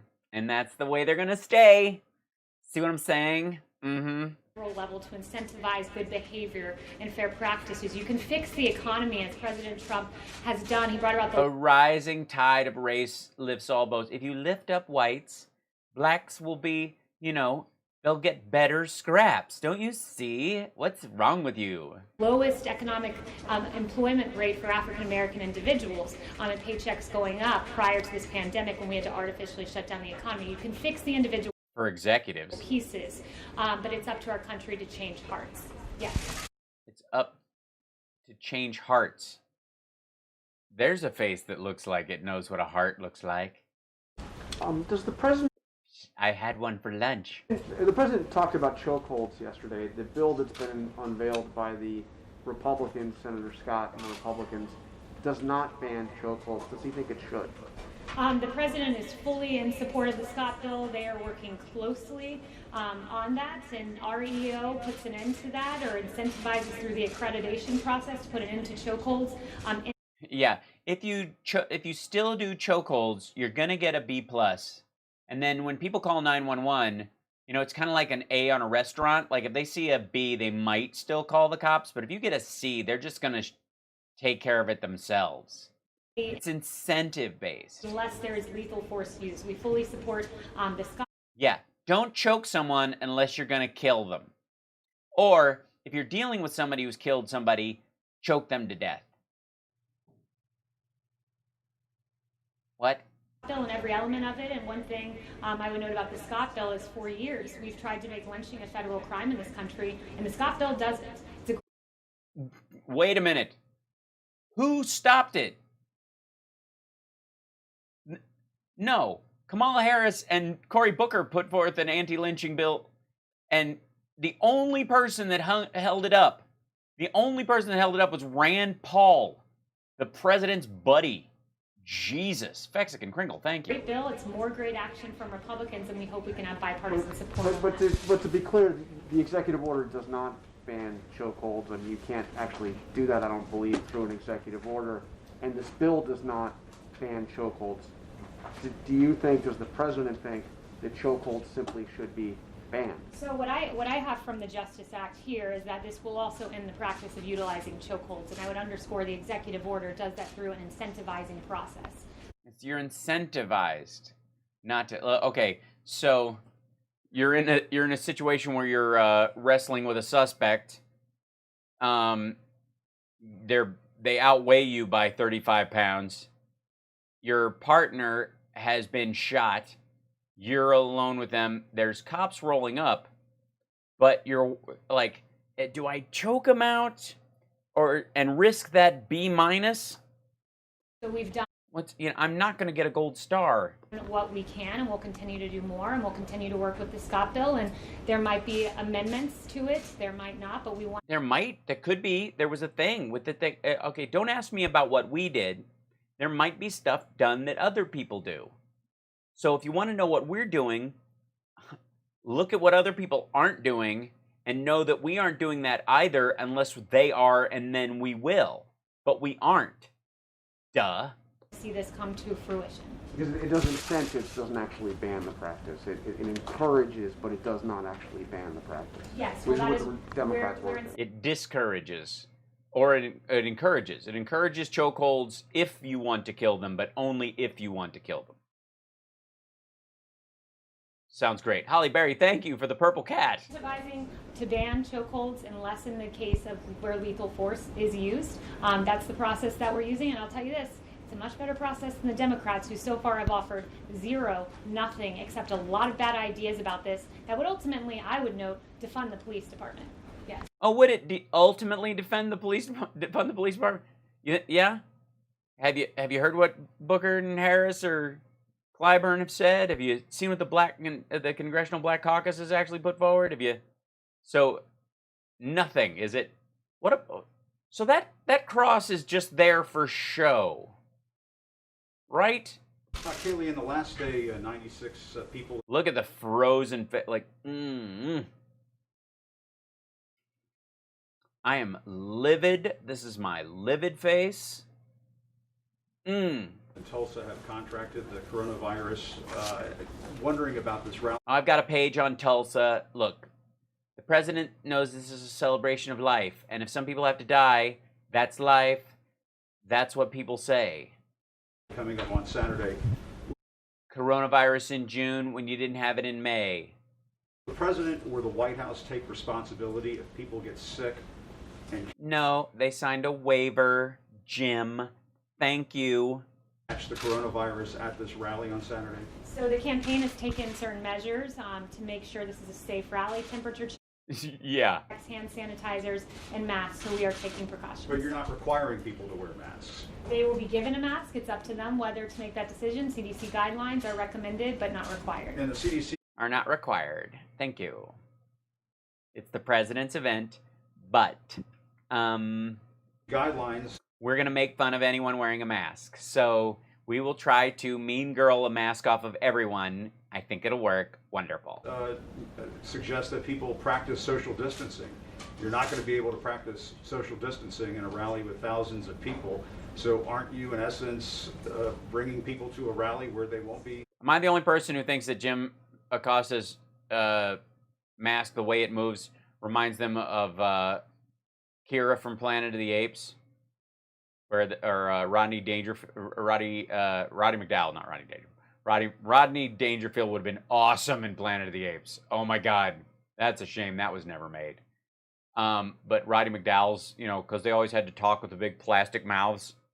Abiding by those guidelines, adhering to those guidelines. Personal choice of individuals as to what to do, but if we want to talk about internal coherence, I believe that the media needs to work on internal coherence.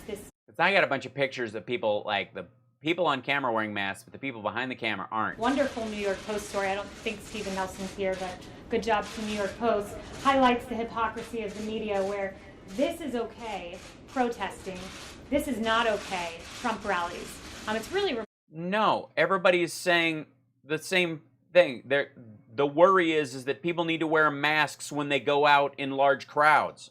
We're for the protests as an intrinsic right of America, and we're for people protesting the death of George Floyd and the issues that it brings up. We want people to wear masks, though, when they do it. There's no difference there.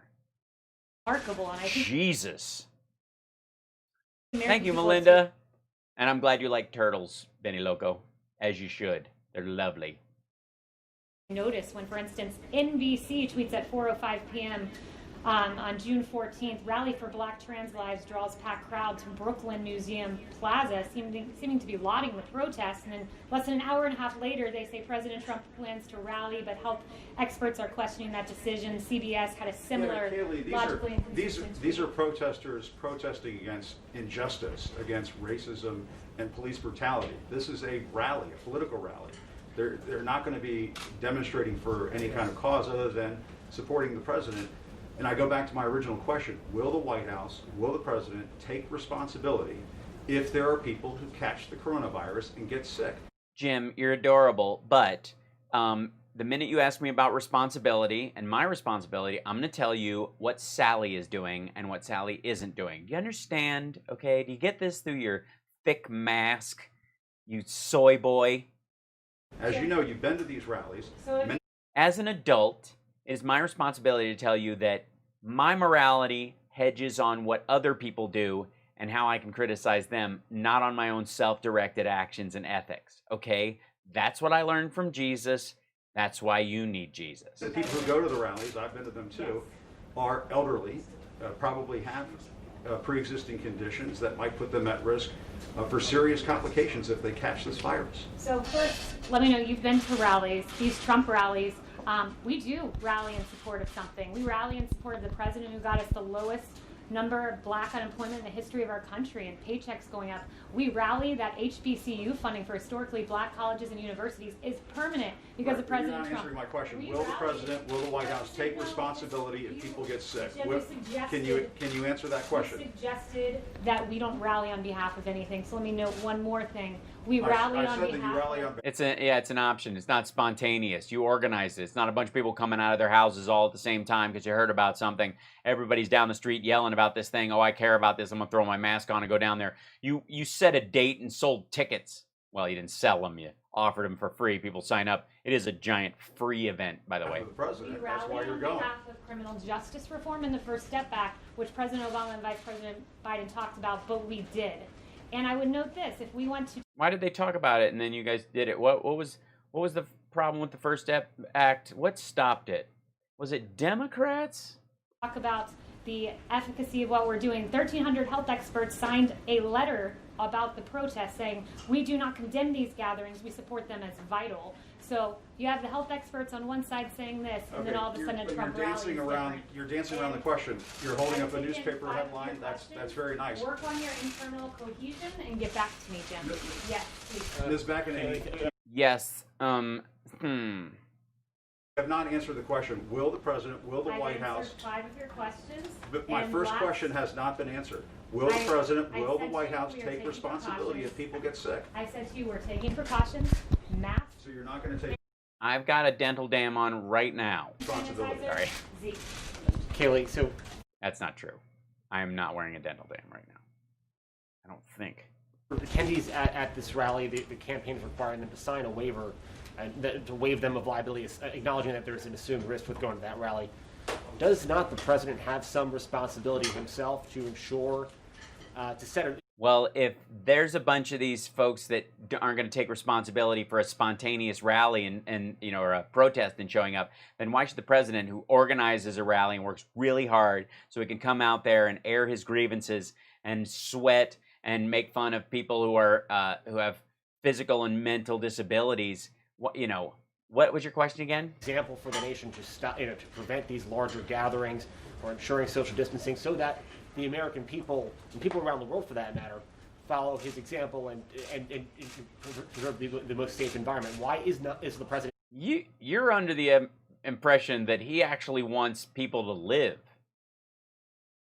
That's just patently ridiculous. Not following CDC guidance in doing that? We are doing temperature checks, hand sanitizers, masks. When you come to the rally, as You will sign a waiver. any event, you assume You have to sign a waiver. personal risk. That is just what you do. When you go to a baseball game, you assume a risk. That's part of life. It's the personal decision of Americans as to whether to go to the rally or whether not to go to the rally. But I would note that this concern for the Yeah, but if you live next to some asshole who went to one of these rallies, you can't know that they went there. If you go to a concert or a baseball game, the chances of a foul ball ricocheting off some asshole's head and hitting you a week later is fairly slim. You see what I'm saying? But if you go to this rally, there's a chance you will catch a disease that person either is aware of or not aware of that they have and are carrying. It's not about them, you selfish rat. rallies has been largely absent when it came to the protesters. People really note when CBS says thousands participate in a rally and a silent march for Black trans lives, and then this was more than an hour and a half later, President Trump moving ahead with the rally, serious risk of... Yeah, those people spontaneously came out of their houses to stand up for someone who had just died. This thing was arranged for weeks. You had to move it a day because it fell on a day that was the end of slavery. Coronavirus, it's really inconsistent. And everybody would have thought that was too ironic even for you guys.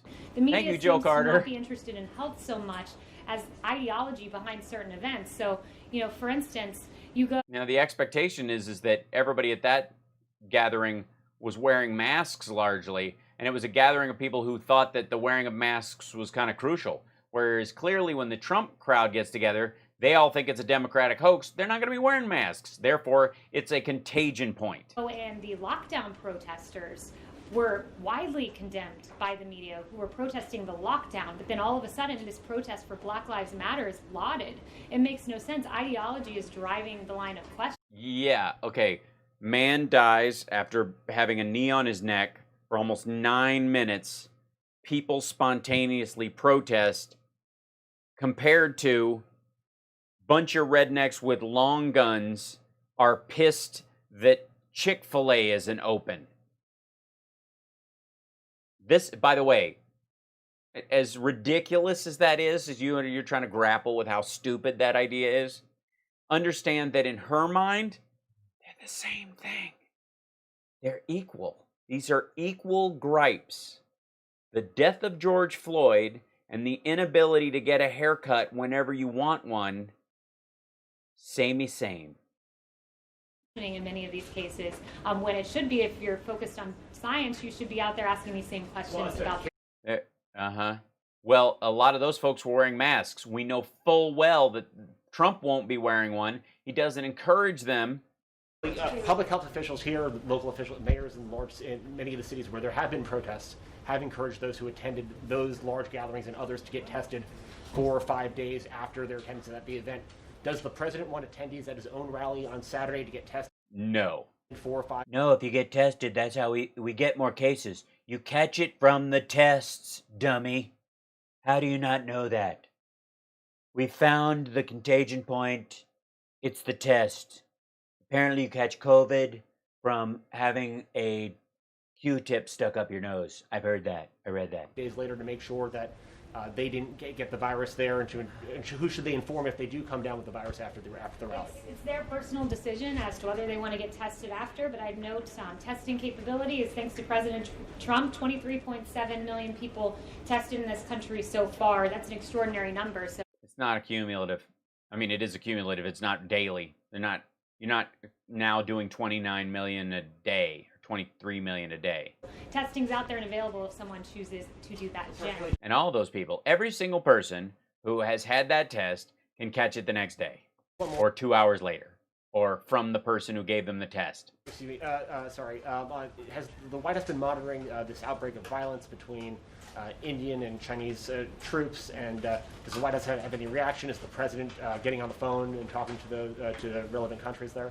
So the president is aware of it. We're monitoring. I have a page on China-India bum fights. Situation between Indian and Chinese forces along the line of actual control in eastern Ladakh. So we've seen that the Indian Army statement that 20 Indian soldiers died as a result of the confrontation today, and we extend our deepest condolences on that.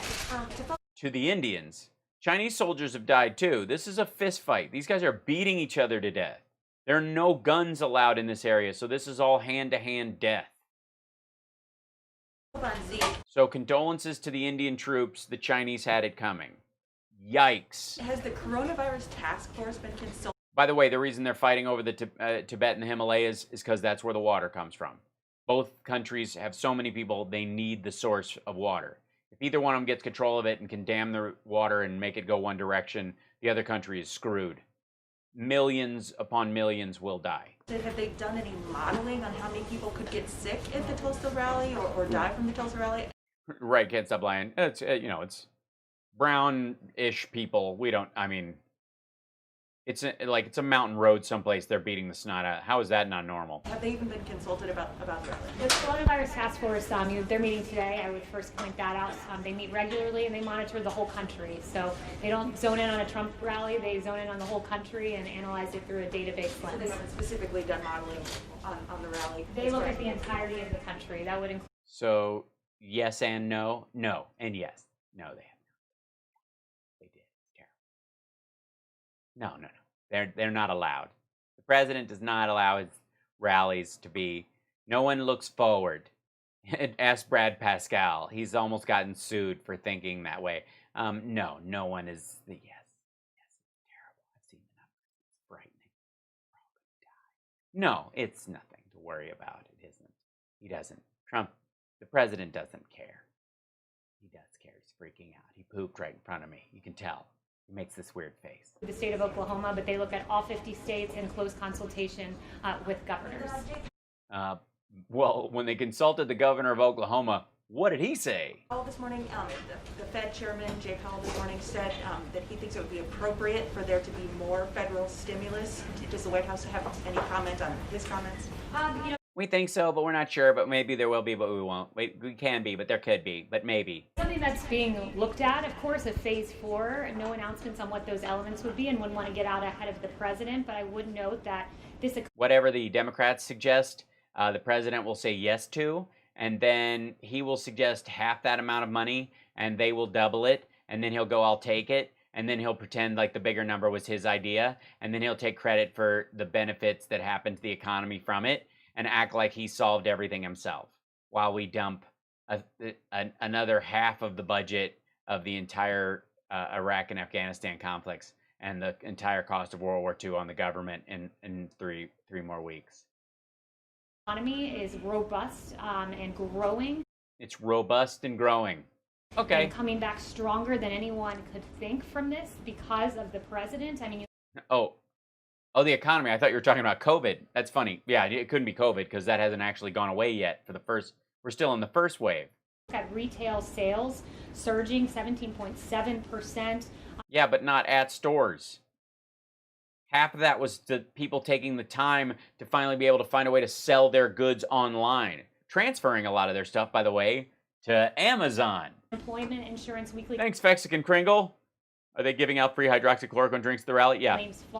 It'll be in catheters. Fox is donating a bunch of catheters from the ad campaign that they always run. We have the They'll be dropped in by a pilot who uses them all the time, pre-lubricated. All you got to do is lay down with your fly open lay on your back with your fly open, facing the sky. fastest growth rate in American history in the third quarter. So we artificially shut down the economy, but we have a robust recovery happening and taking place, and that's thanks to President Trump. And there are a lot of good metrics. Really? It's not thanks to $6.4 trillion in stimulus and the PPP. Yeah. New business applications skyrocketing, small businesses now opening. New business applications skyrocketing by what percentage? Because I'm gonna call bullshit in absolute numbers. About 80%. Apple Mobility Index, that's practically pre-pandemic levels. So there's more work to be done. Phase 4 will address that should it take place. But we are encouraged. Practically pre-mobility or pre-pandemic levels. By what we're seeing, that the Donald Trump economy is coming back because ultimately investors and business owners have faith in this president. Yes. Jeff. Thank you, Kaylee. You mentioned testing just now, and the president has also both been tweeting and saying publicly on Monday that if the country just stopped testing, that there would be no or virtually no cases left. That doesn't make sense. Can you explain what he means by that? Yeah, it's entirely logical. When you do more testing, you identify more cases. Countries that don't do as much testing don't identify the same number of cases. I mean, it's pretty logical, exactly what he said. Okay, so it's about identifying them, because he seemed to suggest that if we weren't testing, then those cases wouldn't exist. Is that just a misunderstanding? That was not at all what he was saying. He was saying when you test, you no. end up identifying more cases, and we've tested 23.7 million people, positivity rate of 5.9%.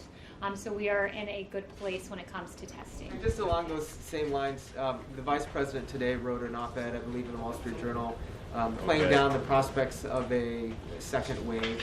Is the White House playing down? House just confident that there's not going to be a second wave of the coronavirus? The White House is confident that we have enough testing to identify asymptomatic individuals, that we have therapeutics that are promising, that we are working on a vaccine with Project Warp Speed that we hope will be there. Project Warp Speed. At the end of the year, and we think will be, and we have a robust public-private partnership that has shored up America's supply chain. So we are in a good place, and that's what the Vice President was noting. John. Thanks. Was that what he was noting? Geez, that's what he was noting, that we got it handled. It's good. Two subjects. The first question has to do with the lawsuit that was filed against John Bolton, the former National Security Advisor, by the Yeah, apparently it was a fart in a bag, and the judge popped it. Department of Justice yesterday.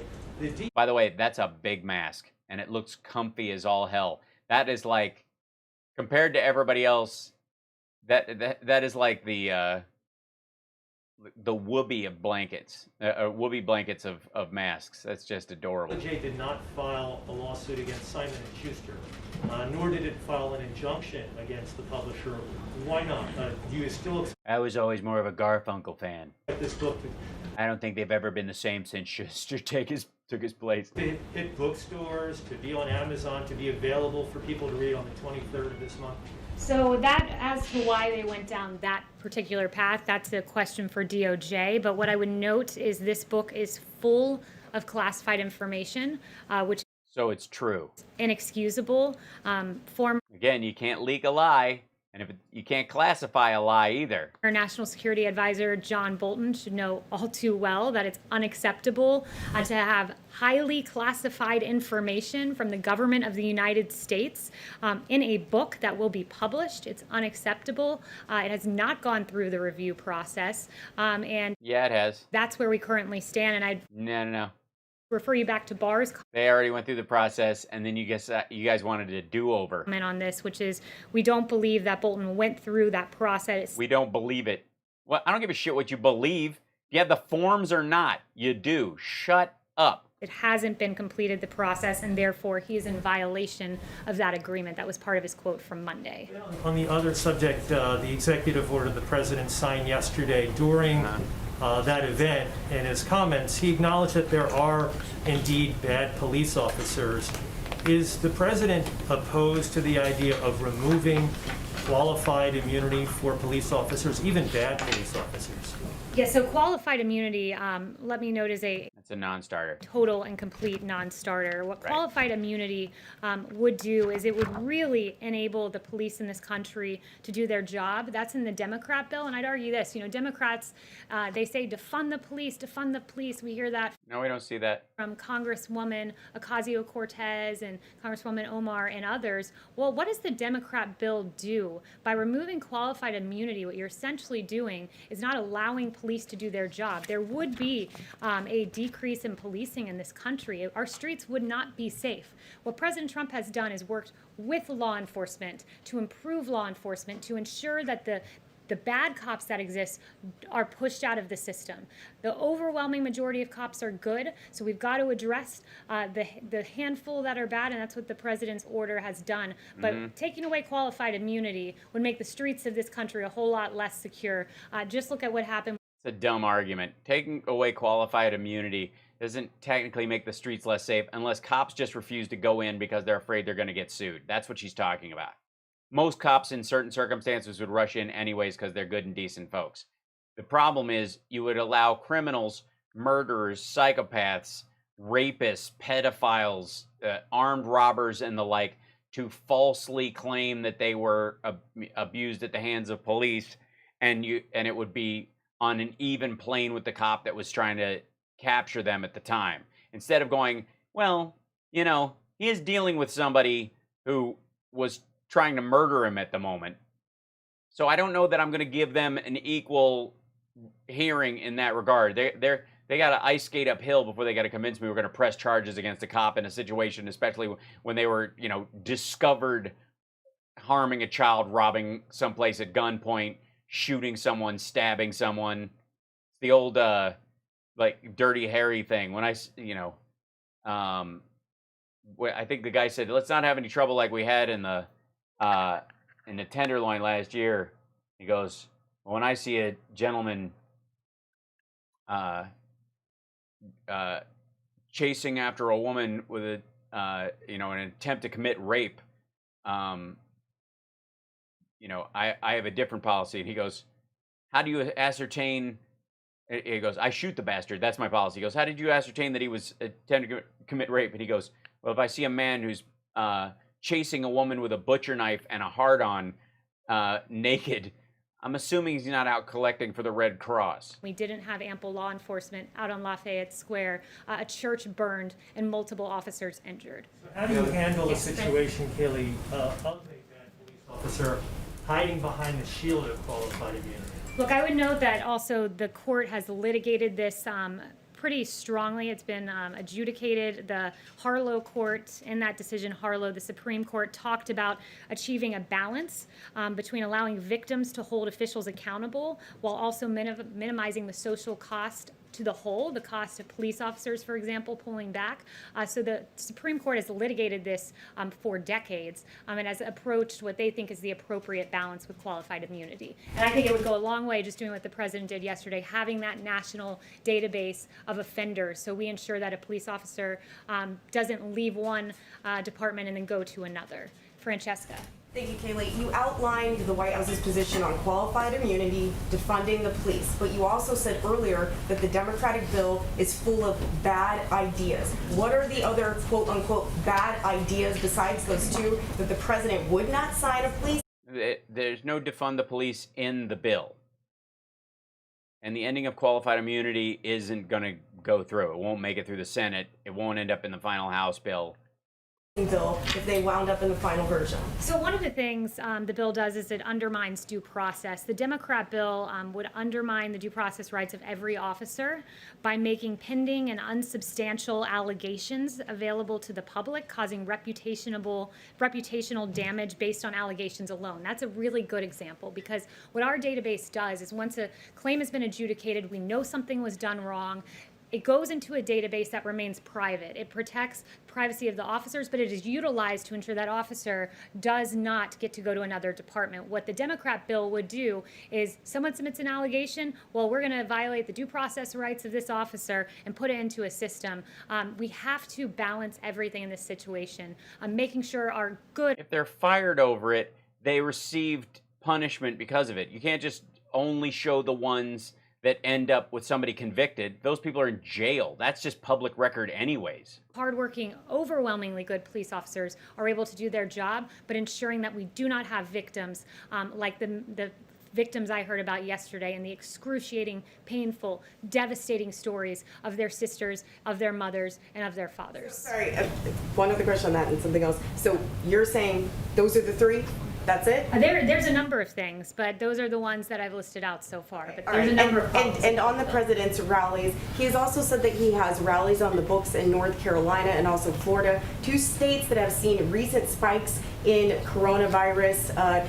Who told the president that it would be safe to have rallies in states that are seeing spikes right now? Safety, that's adorable. We are confident that there are... That we can lose a few. The president feels that he could shoot one of his followers in any one of those states and not lose a single vote except for that person. Although, since they're Republicans, the chances of them voting as a dead person and creating voter fraud is actually higher than... So that we probably wouldn't lose that vote. We just have somebody else vote for them. Did I mention that the president is registered to vote in Florida but has no residence there? Embers out there that exist that will be able to put out those embers. Florida has a... Embers. Great governor. He's done a great job so far. We work closely with Governor DeSantis, and we believe that we will be at a safe place. We just thought, there's a bunch of embers. There's nothing to worry about. We're just going to bring just giant barrels of unsealed barrels of kerosene. Yes. Kayleigh, Justice Gorsuch's decision from the Supreme Court this week against anti-LGBT discrimination was focused. This guy's mask looks like a full diaper. I mean, I think there's a beard under there, but it looks like it's time for a change. Somebody made a boom boom. On employment civil rights law, but also have implications on housing, healthcare. How does the president want to see this implemented? Does he want it implemented as extensively or as narrowly as possible? So what the president says is he's read the decision, they've ruled, we live with the decision, and we live with the decision of the Supreme Court. So that's where he stands currently. And in terms of how it's implemented, DOJ will lead the multi-agency effort to help provide certainty to the regulated parties. I understand DOJ's role, but the president also has the opportunity to express his opinion and to lead, much like President Obama in 2013, said he hoped the marriage decision from the Supreme Court would be implemented as extensively as possible. What is President Trump's view on the appropriate scope of the Gorsuch decision? So DOJ will be guiding that entirely. Yeah, we can't touch that right now because I'll start crying for Jesus, and the president is afraid that Ivanka will get upset. So I will leave that to DOJ.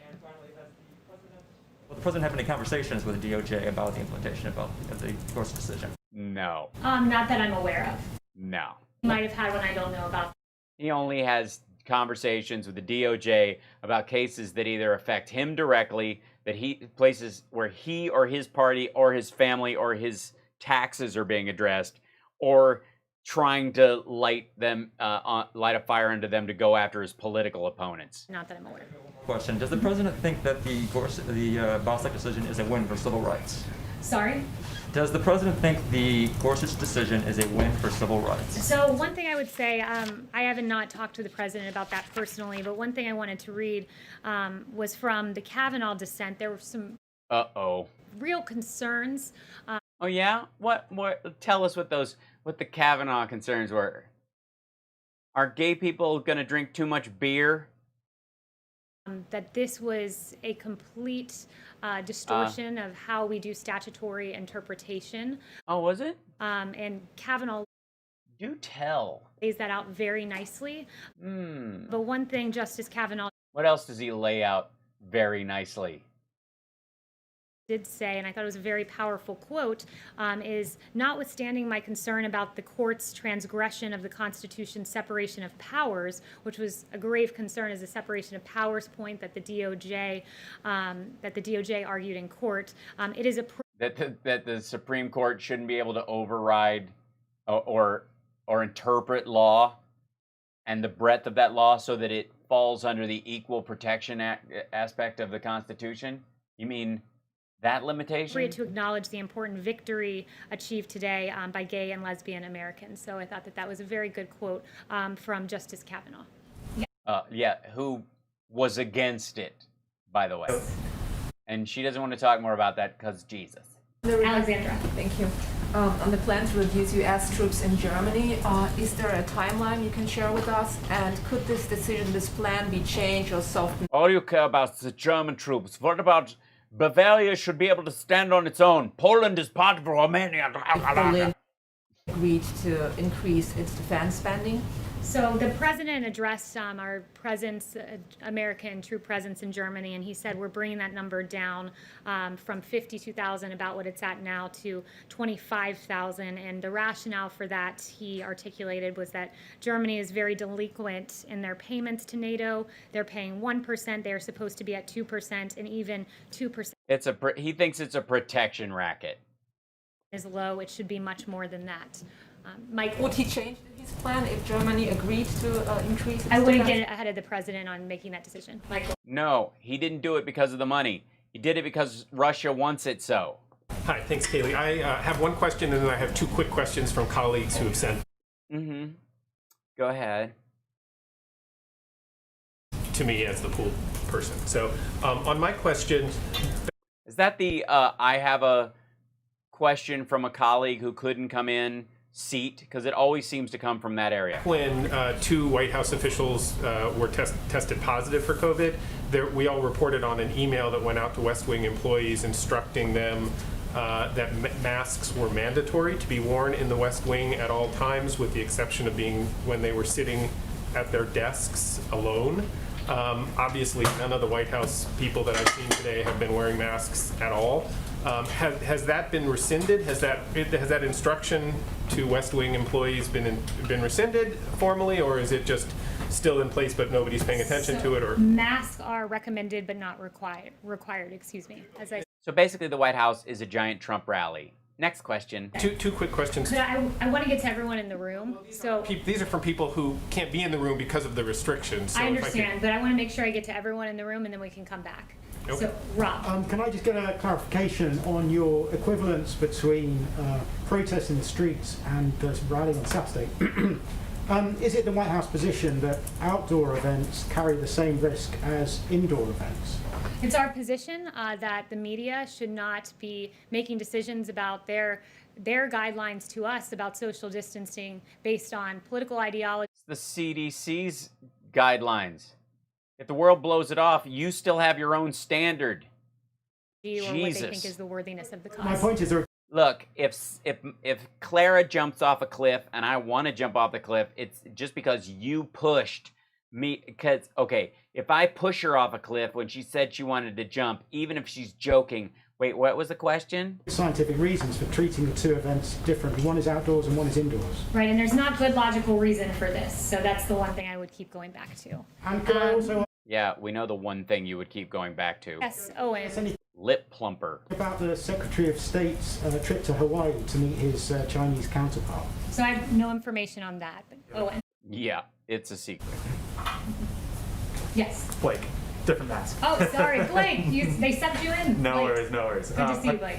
You too. A couple on the economic front. Earlier this month in Maine, the president was talking about Maine lobster, and he said the following. He said, if the European Union doesn't drop that tariff immediately, we're going to put a tariff on their cars, which will be equivalent. Can you give us an update on that? What is immediately, what is the status of potential tariffs on EU autos? I haven't inquired about that today, but I will inquire about that, and I'll try to get back to you before 5 if that works. Yeah, it was nothing's happening. That was all bluster. And secondly, an infrastructure bill. He was trying to get her to do some word salad about how they're not, they're gonna, it'll be, the tough talk that Trump's, he wants her to reiterate it. Can you just sort of give us a broad outline of what the administration wants to see? Is that a reauthorization of the highway bill that comes up at the end of the year? Is that added on to a potential phase 4 stimulus? What does the administration, what does the White House want as it relates to Yeah, I infrastructure? don't want to get ahead of the administration on our official plans for that. Infrastructure is something we've talked about for a long time, and it's something that we think that we could find common ground on, but it's up to Democrats to really come to us and make that happen. It's been mentioned as potentially a phase 4, but that's not in stone, but that has been mentioned. No formalized plans, though, on where infrastructure stands. $1 trillion? Yeah, there's it's infrastructure week, so nothing. $1 trillion? We don't have a number on that right now. We don't really it's only been infrastructure week for 3 fucking years. What do you want from me? Yes.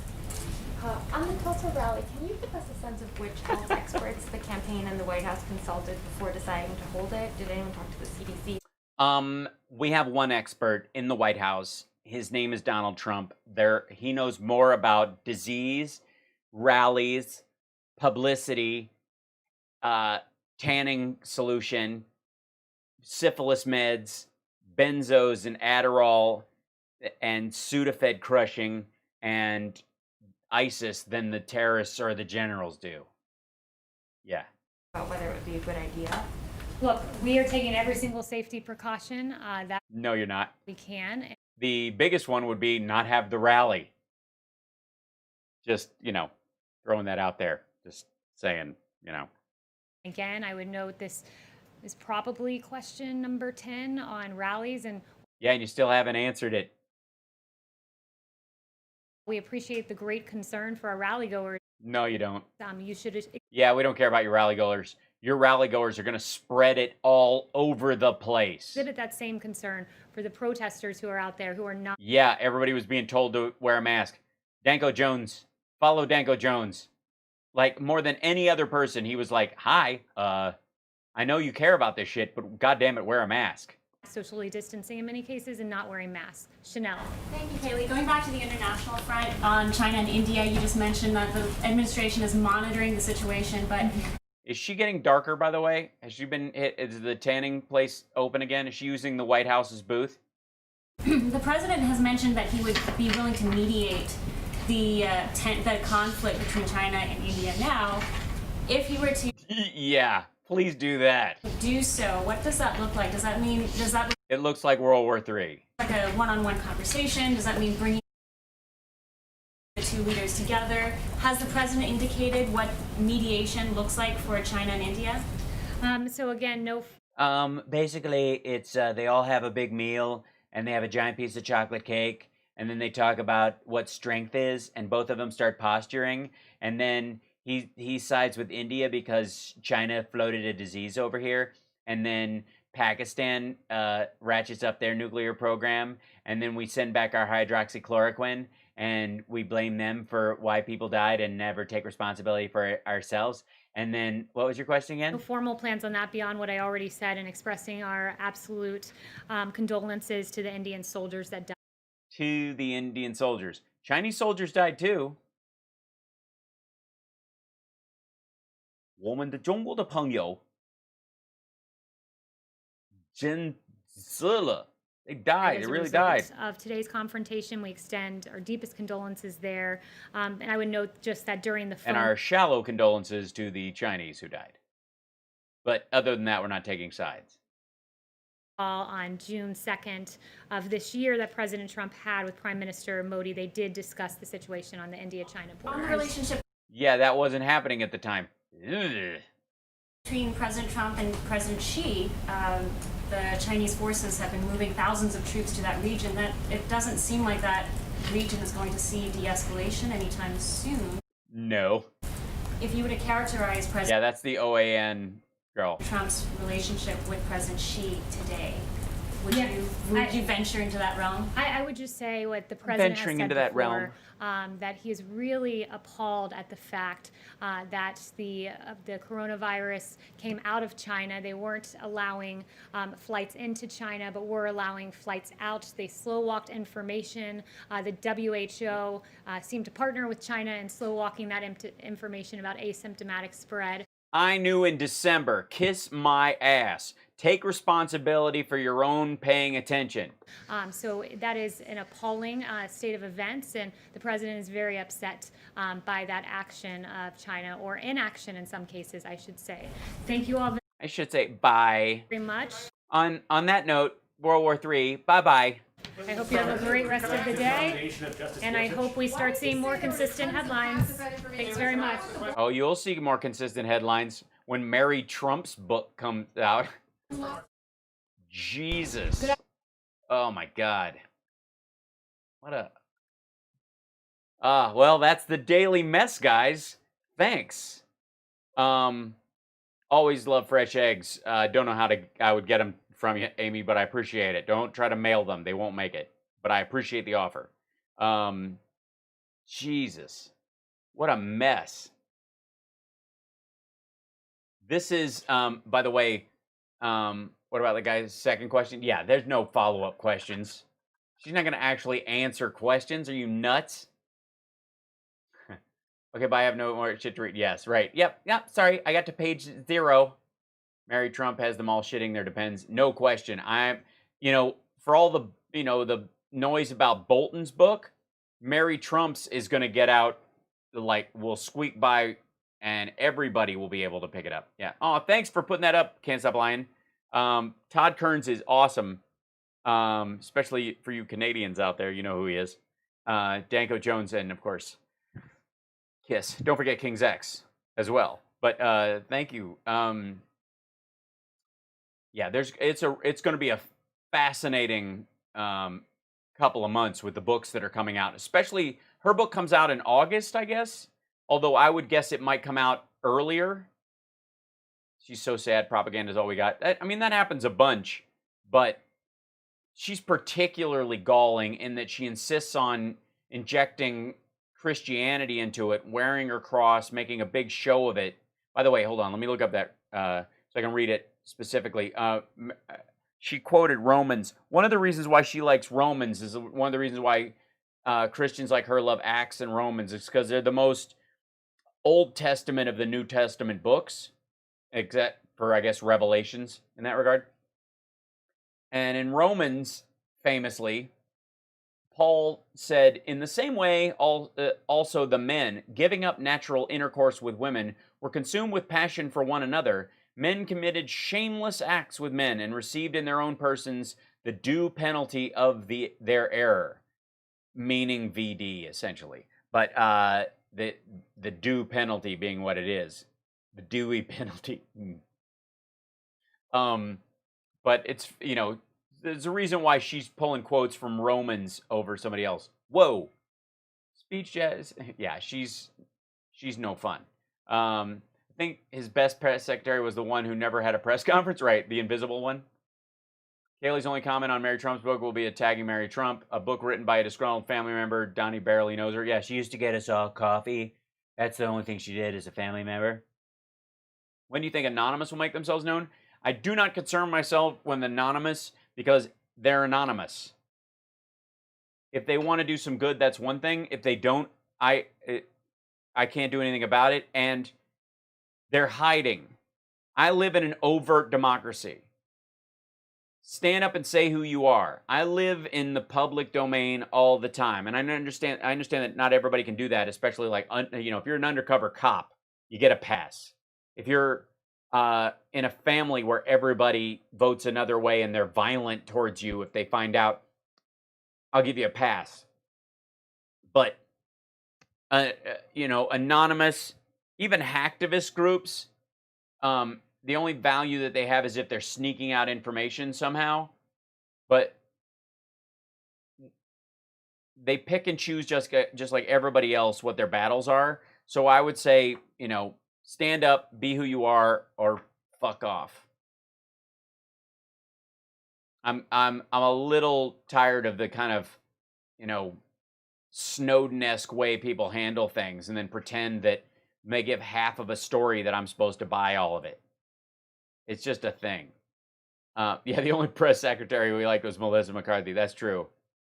How much does Trump pay her? Trump does not pay her. You pay her. Let's be abundantly clear. Trump does not pay Kayleigh McEnany's salary. You do. Trump pays Brad Pascal's salary, but he does not pay hers. You do. So hold on. Yeah, there we go. Yeah, they're anonymous for a reason. Yeah, some of them are anonymous because they want to keep doing what they're doing. Others are anonymous because they're hiding and they want to pick and choose. They actually don't mean well, and they're trying to pick and choose what things they want to release to throw a monkey wrench in society. And therefore, I don't trust them. You got to wear a mask because you're there's a disease around. It's one thing. If you're wearing one the rest of the time, it's because I'm not automatically going to believe you when you tell me what your beliefs are. Why should I? I'm not going to get in a van when a dude with a hockey mask asks me to get inside. Like, piss off. I wouldn't do it with a perfect stranger when I could see their face. Afternoon, everyone. Silly, just ridiculous. Can we fire her? No, we cannot.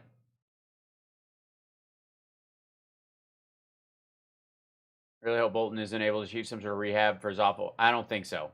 He will not be rehabbed for his awful reputation. I don't see that happening. I gotta bring back this page somehow.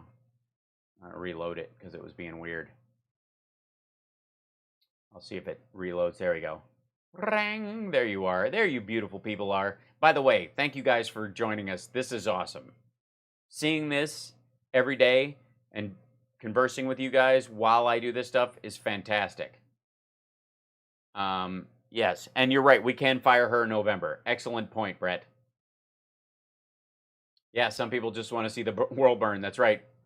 Thank you, Steve Roberts, or as I like to know him, Michael Caine. Some people just want to watch the world burn. Lost away. We pay Trump's salary too. We're paying to get left over. Well, yeah. How long has this chick been in the eye of the media? Is she from Fox? I don't know. They all kind of look alike over there. They get them out of a distribution, like like a dispenser. Yeah. But thanks, Christina. But in all honesty, guys, gathering with you guys every day is what makes this a lot of fun. Like, basically, otherwise, I would be watching these things because I'm a wonk and I watch the news and I watch C-SPAN and all these things. And I like to watch, if you don't know this by now, the entirety of something before I make a judgment about it. I've been caught up in the past, like a lot of people have, where you've jumped on a piece of, viral video or whatever that gets thrown up, and then you're like, that's wrong, or that's right, or whatever, and then you find out later there's a whole story you don't know. So increasingly, I'm becoming a long-form kind of a fellow. And it becomes more and more important. So I would be watching this stuff anyways and just yelling at the television. It's nice to be able to do it alongside you guys. So I'll let you go for today. I'm going to sign off. Appreciate you guys. I will see you tomorrow. It's, of course, it's Thursday, so, the hours will be a little shifty. It's going to be 3 o'clock, I think, though, as per regular tomorrow. I'm pretty sure, because they're announcing something tomorrow, so there'll be plenty to talk about. Good Lord. And I want you guys to make sure you go to vote.org. Please, please, please, please request your absentee ballot. And if you can vote in person, just fill it out and walk it in. If you can't, you don't have to worry about it. So I appreciate you guys. Thanks for filling up that little cup a couple of times today. Oops. Oh, wait, it's empty. What happened? Oh, no. Thanks to everybody on the Periscopes for the Super Hearts. You guys, it's awesome. I don't get to see those as much. And thank you for the super chats that did come up today. Let me stretch this out so I can actually see you guys a little bit. Fexican Crinkle and Susie S, thank you guys. And Benny Loco and Jill Carter, thank you so much. And Melinda and Stanley Smith, thank you. Holleberry, thank you. Fexican Crinkle again. 2257, thank you. James Etling, thank you. Georgina, for that lemon character. And Lipschitz, thank you for the super hearts. Thanks for the follow, Mr. Choo Choo Train. Starburns Audio, thanks for the follow as well. Brian, always a pleasure. Appreciate it. Thank you again, Richard McNeil. That was very generous of you and wonderful. Gary in Panama, thank you so much. NCIS Doctor Who, thanks for the bits, man. Philly Dana, thank you again as well. Gary in Panama. Jill Carter, Natalie Ziemba, thank you. Wow. Rebecca Barwig, thank you as well. Rafael Morano, appreciate it, you guys. Thanks for the super hearts as well as the super chats. Thanks to, we've got 3 new patrons. Welcome aboard. And I'm going to do I keep trying to get this credits thing to work, and I can't stop lying. You and I are going to have a powwow about getting that to work. I don't know what the hang up is. I don't know if it's a Mac thing or if I'm just missing a switch. I don't know what it is, but I want to be able to run that at the end of the show so everybody can see all the patrons and we can thank them. But it's I don't know what's wrong.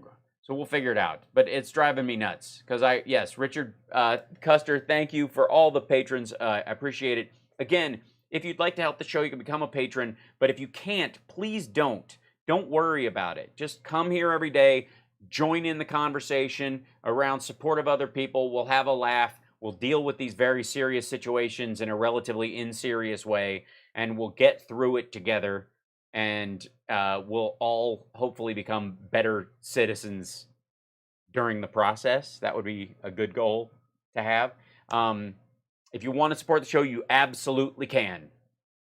But if you cannot, do not feel bad about it at all. And to all the people who super chat and support the show and do Patreon and the super hearts and even the bits and the subscriptions on Twitch, you guys are beautiful and I appreciate you. And everybody else who just hangs out owes you a debt of gratitude as well. So from all of us to all of you, thank you very much.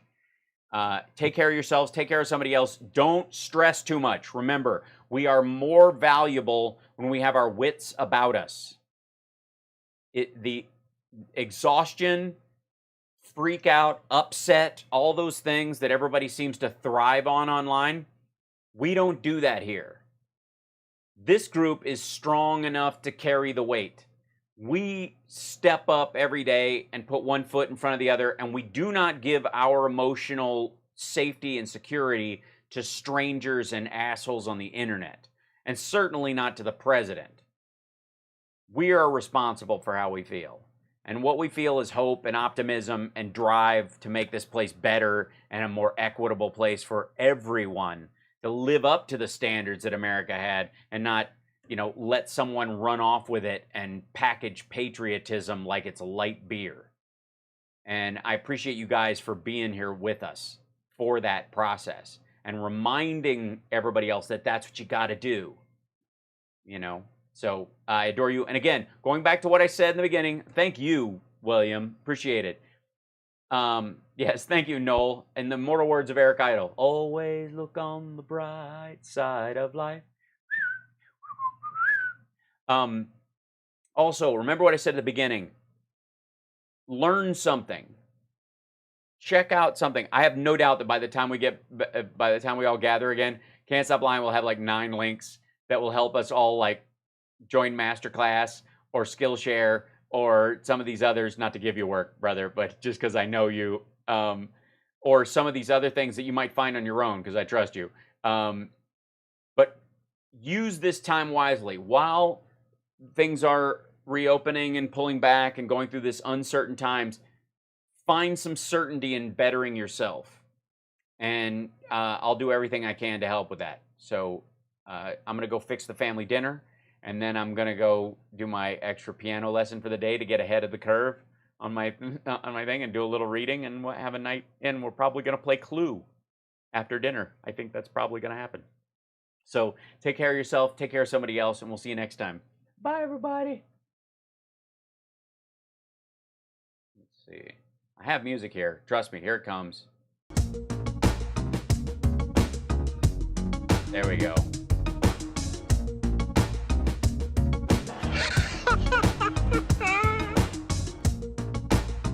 I guess what I learned most of all was that you should always take responsibility for your actions, unless you don't have to.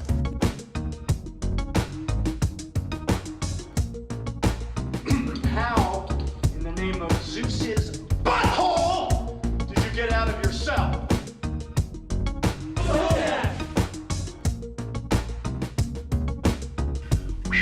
Thank you, Doc. You ever serve time?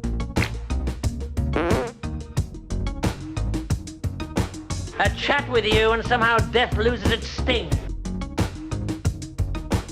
I got news for you, pal. You ain't leading but two things right now. Jack and shit. Jack left town. Every minute you don't tell us why you're here, I cut off a finger. Mine or yours? Yours. Damn. That was really cool, by the way.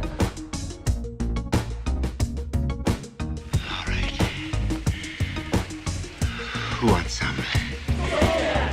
Who's next?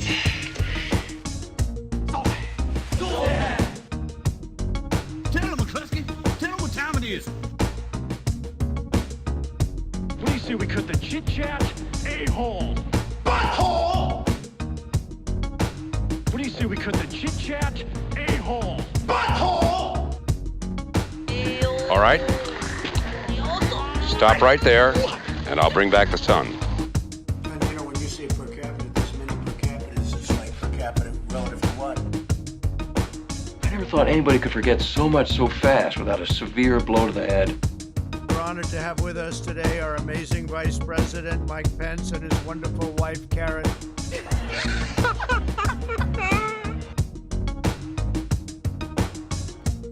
Am I getting through to you?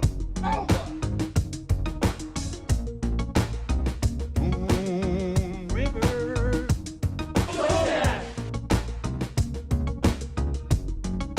Lady, I'm afraid I'm going to have to ask you to leave the store. Did you hear that? Yeah. It's a dick fur. What's a dick for? To pee with.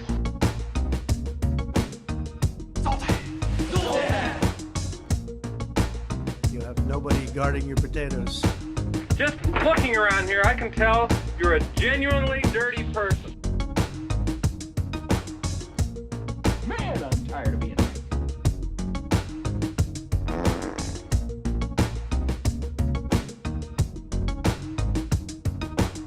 I got news for you, pal. You ain't leading but two things right now.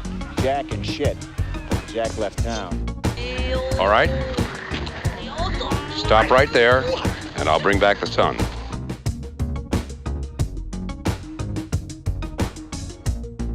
This is my sister. You can all have her. I hear she's very good. Shop smart, shop S-smart.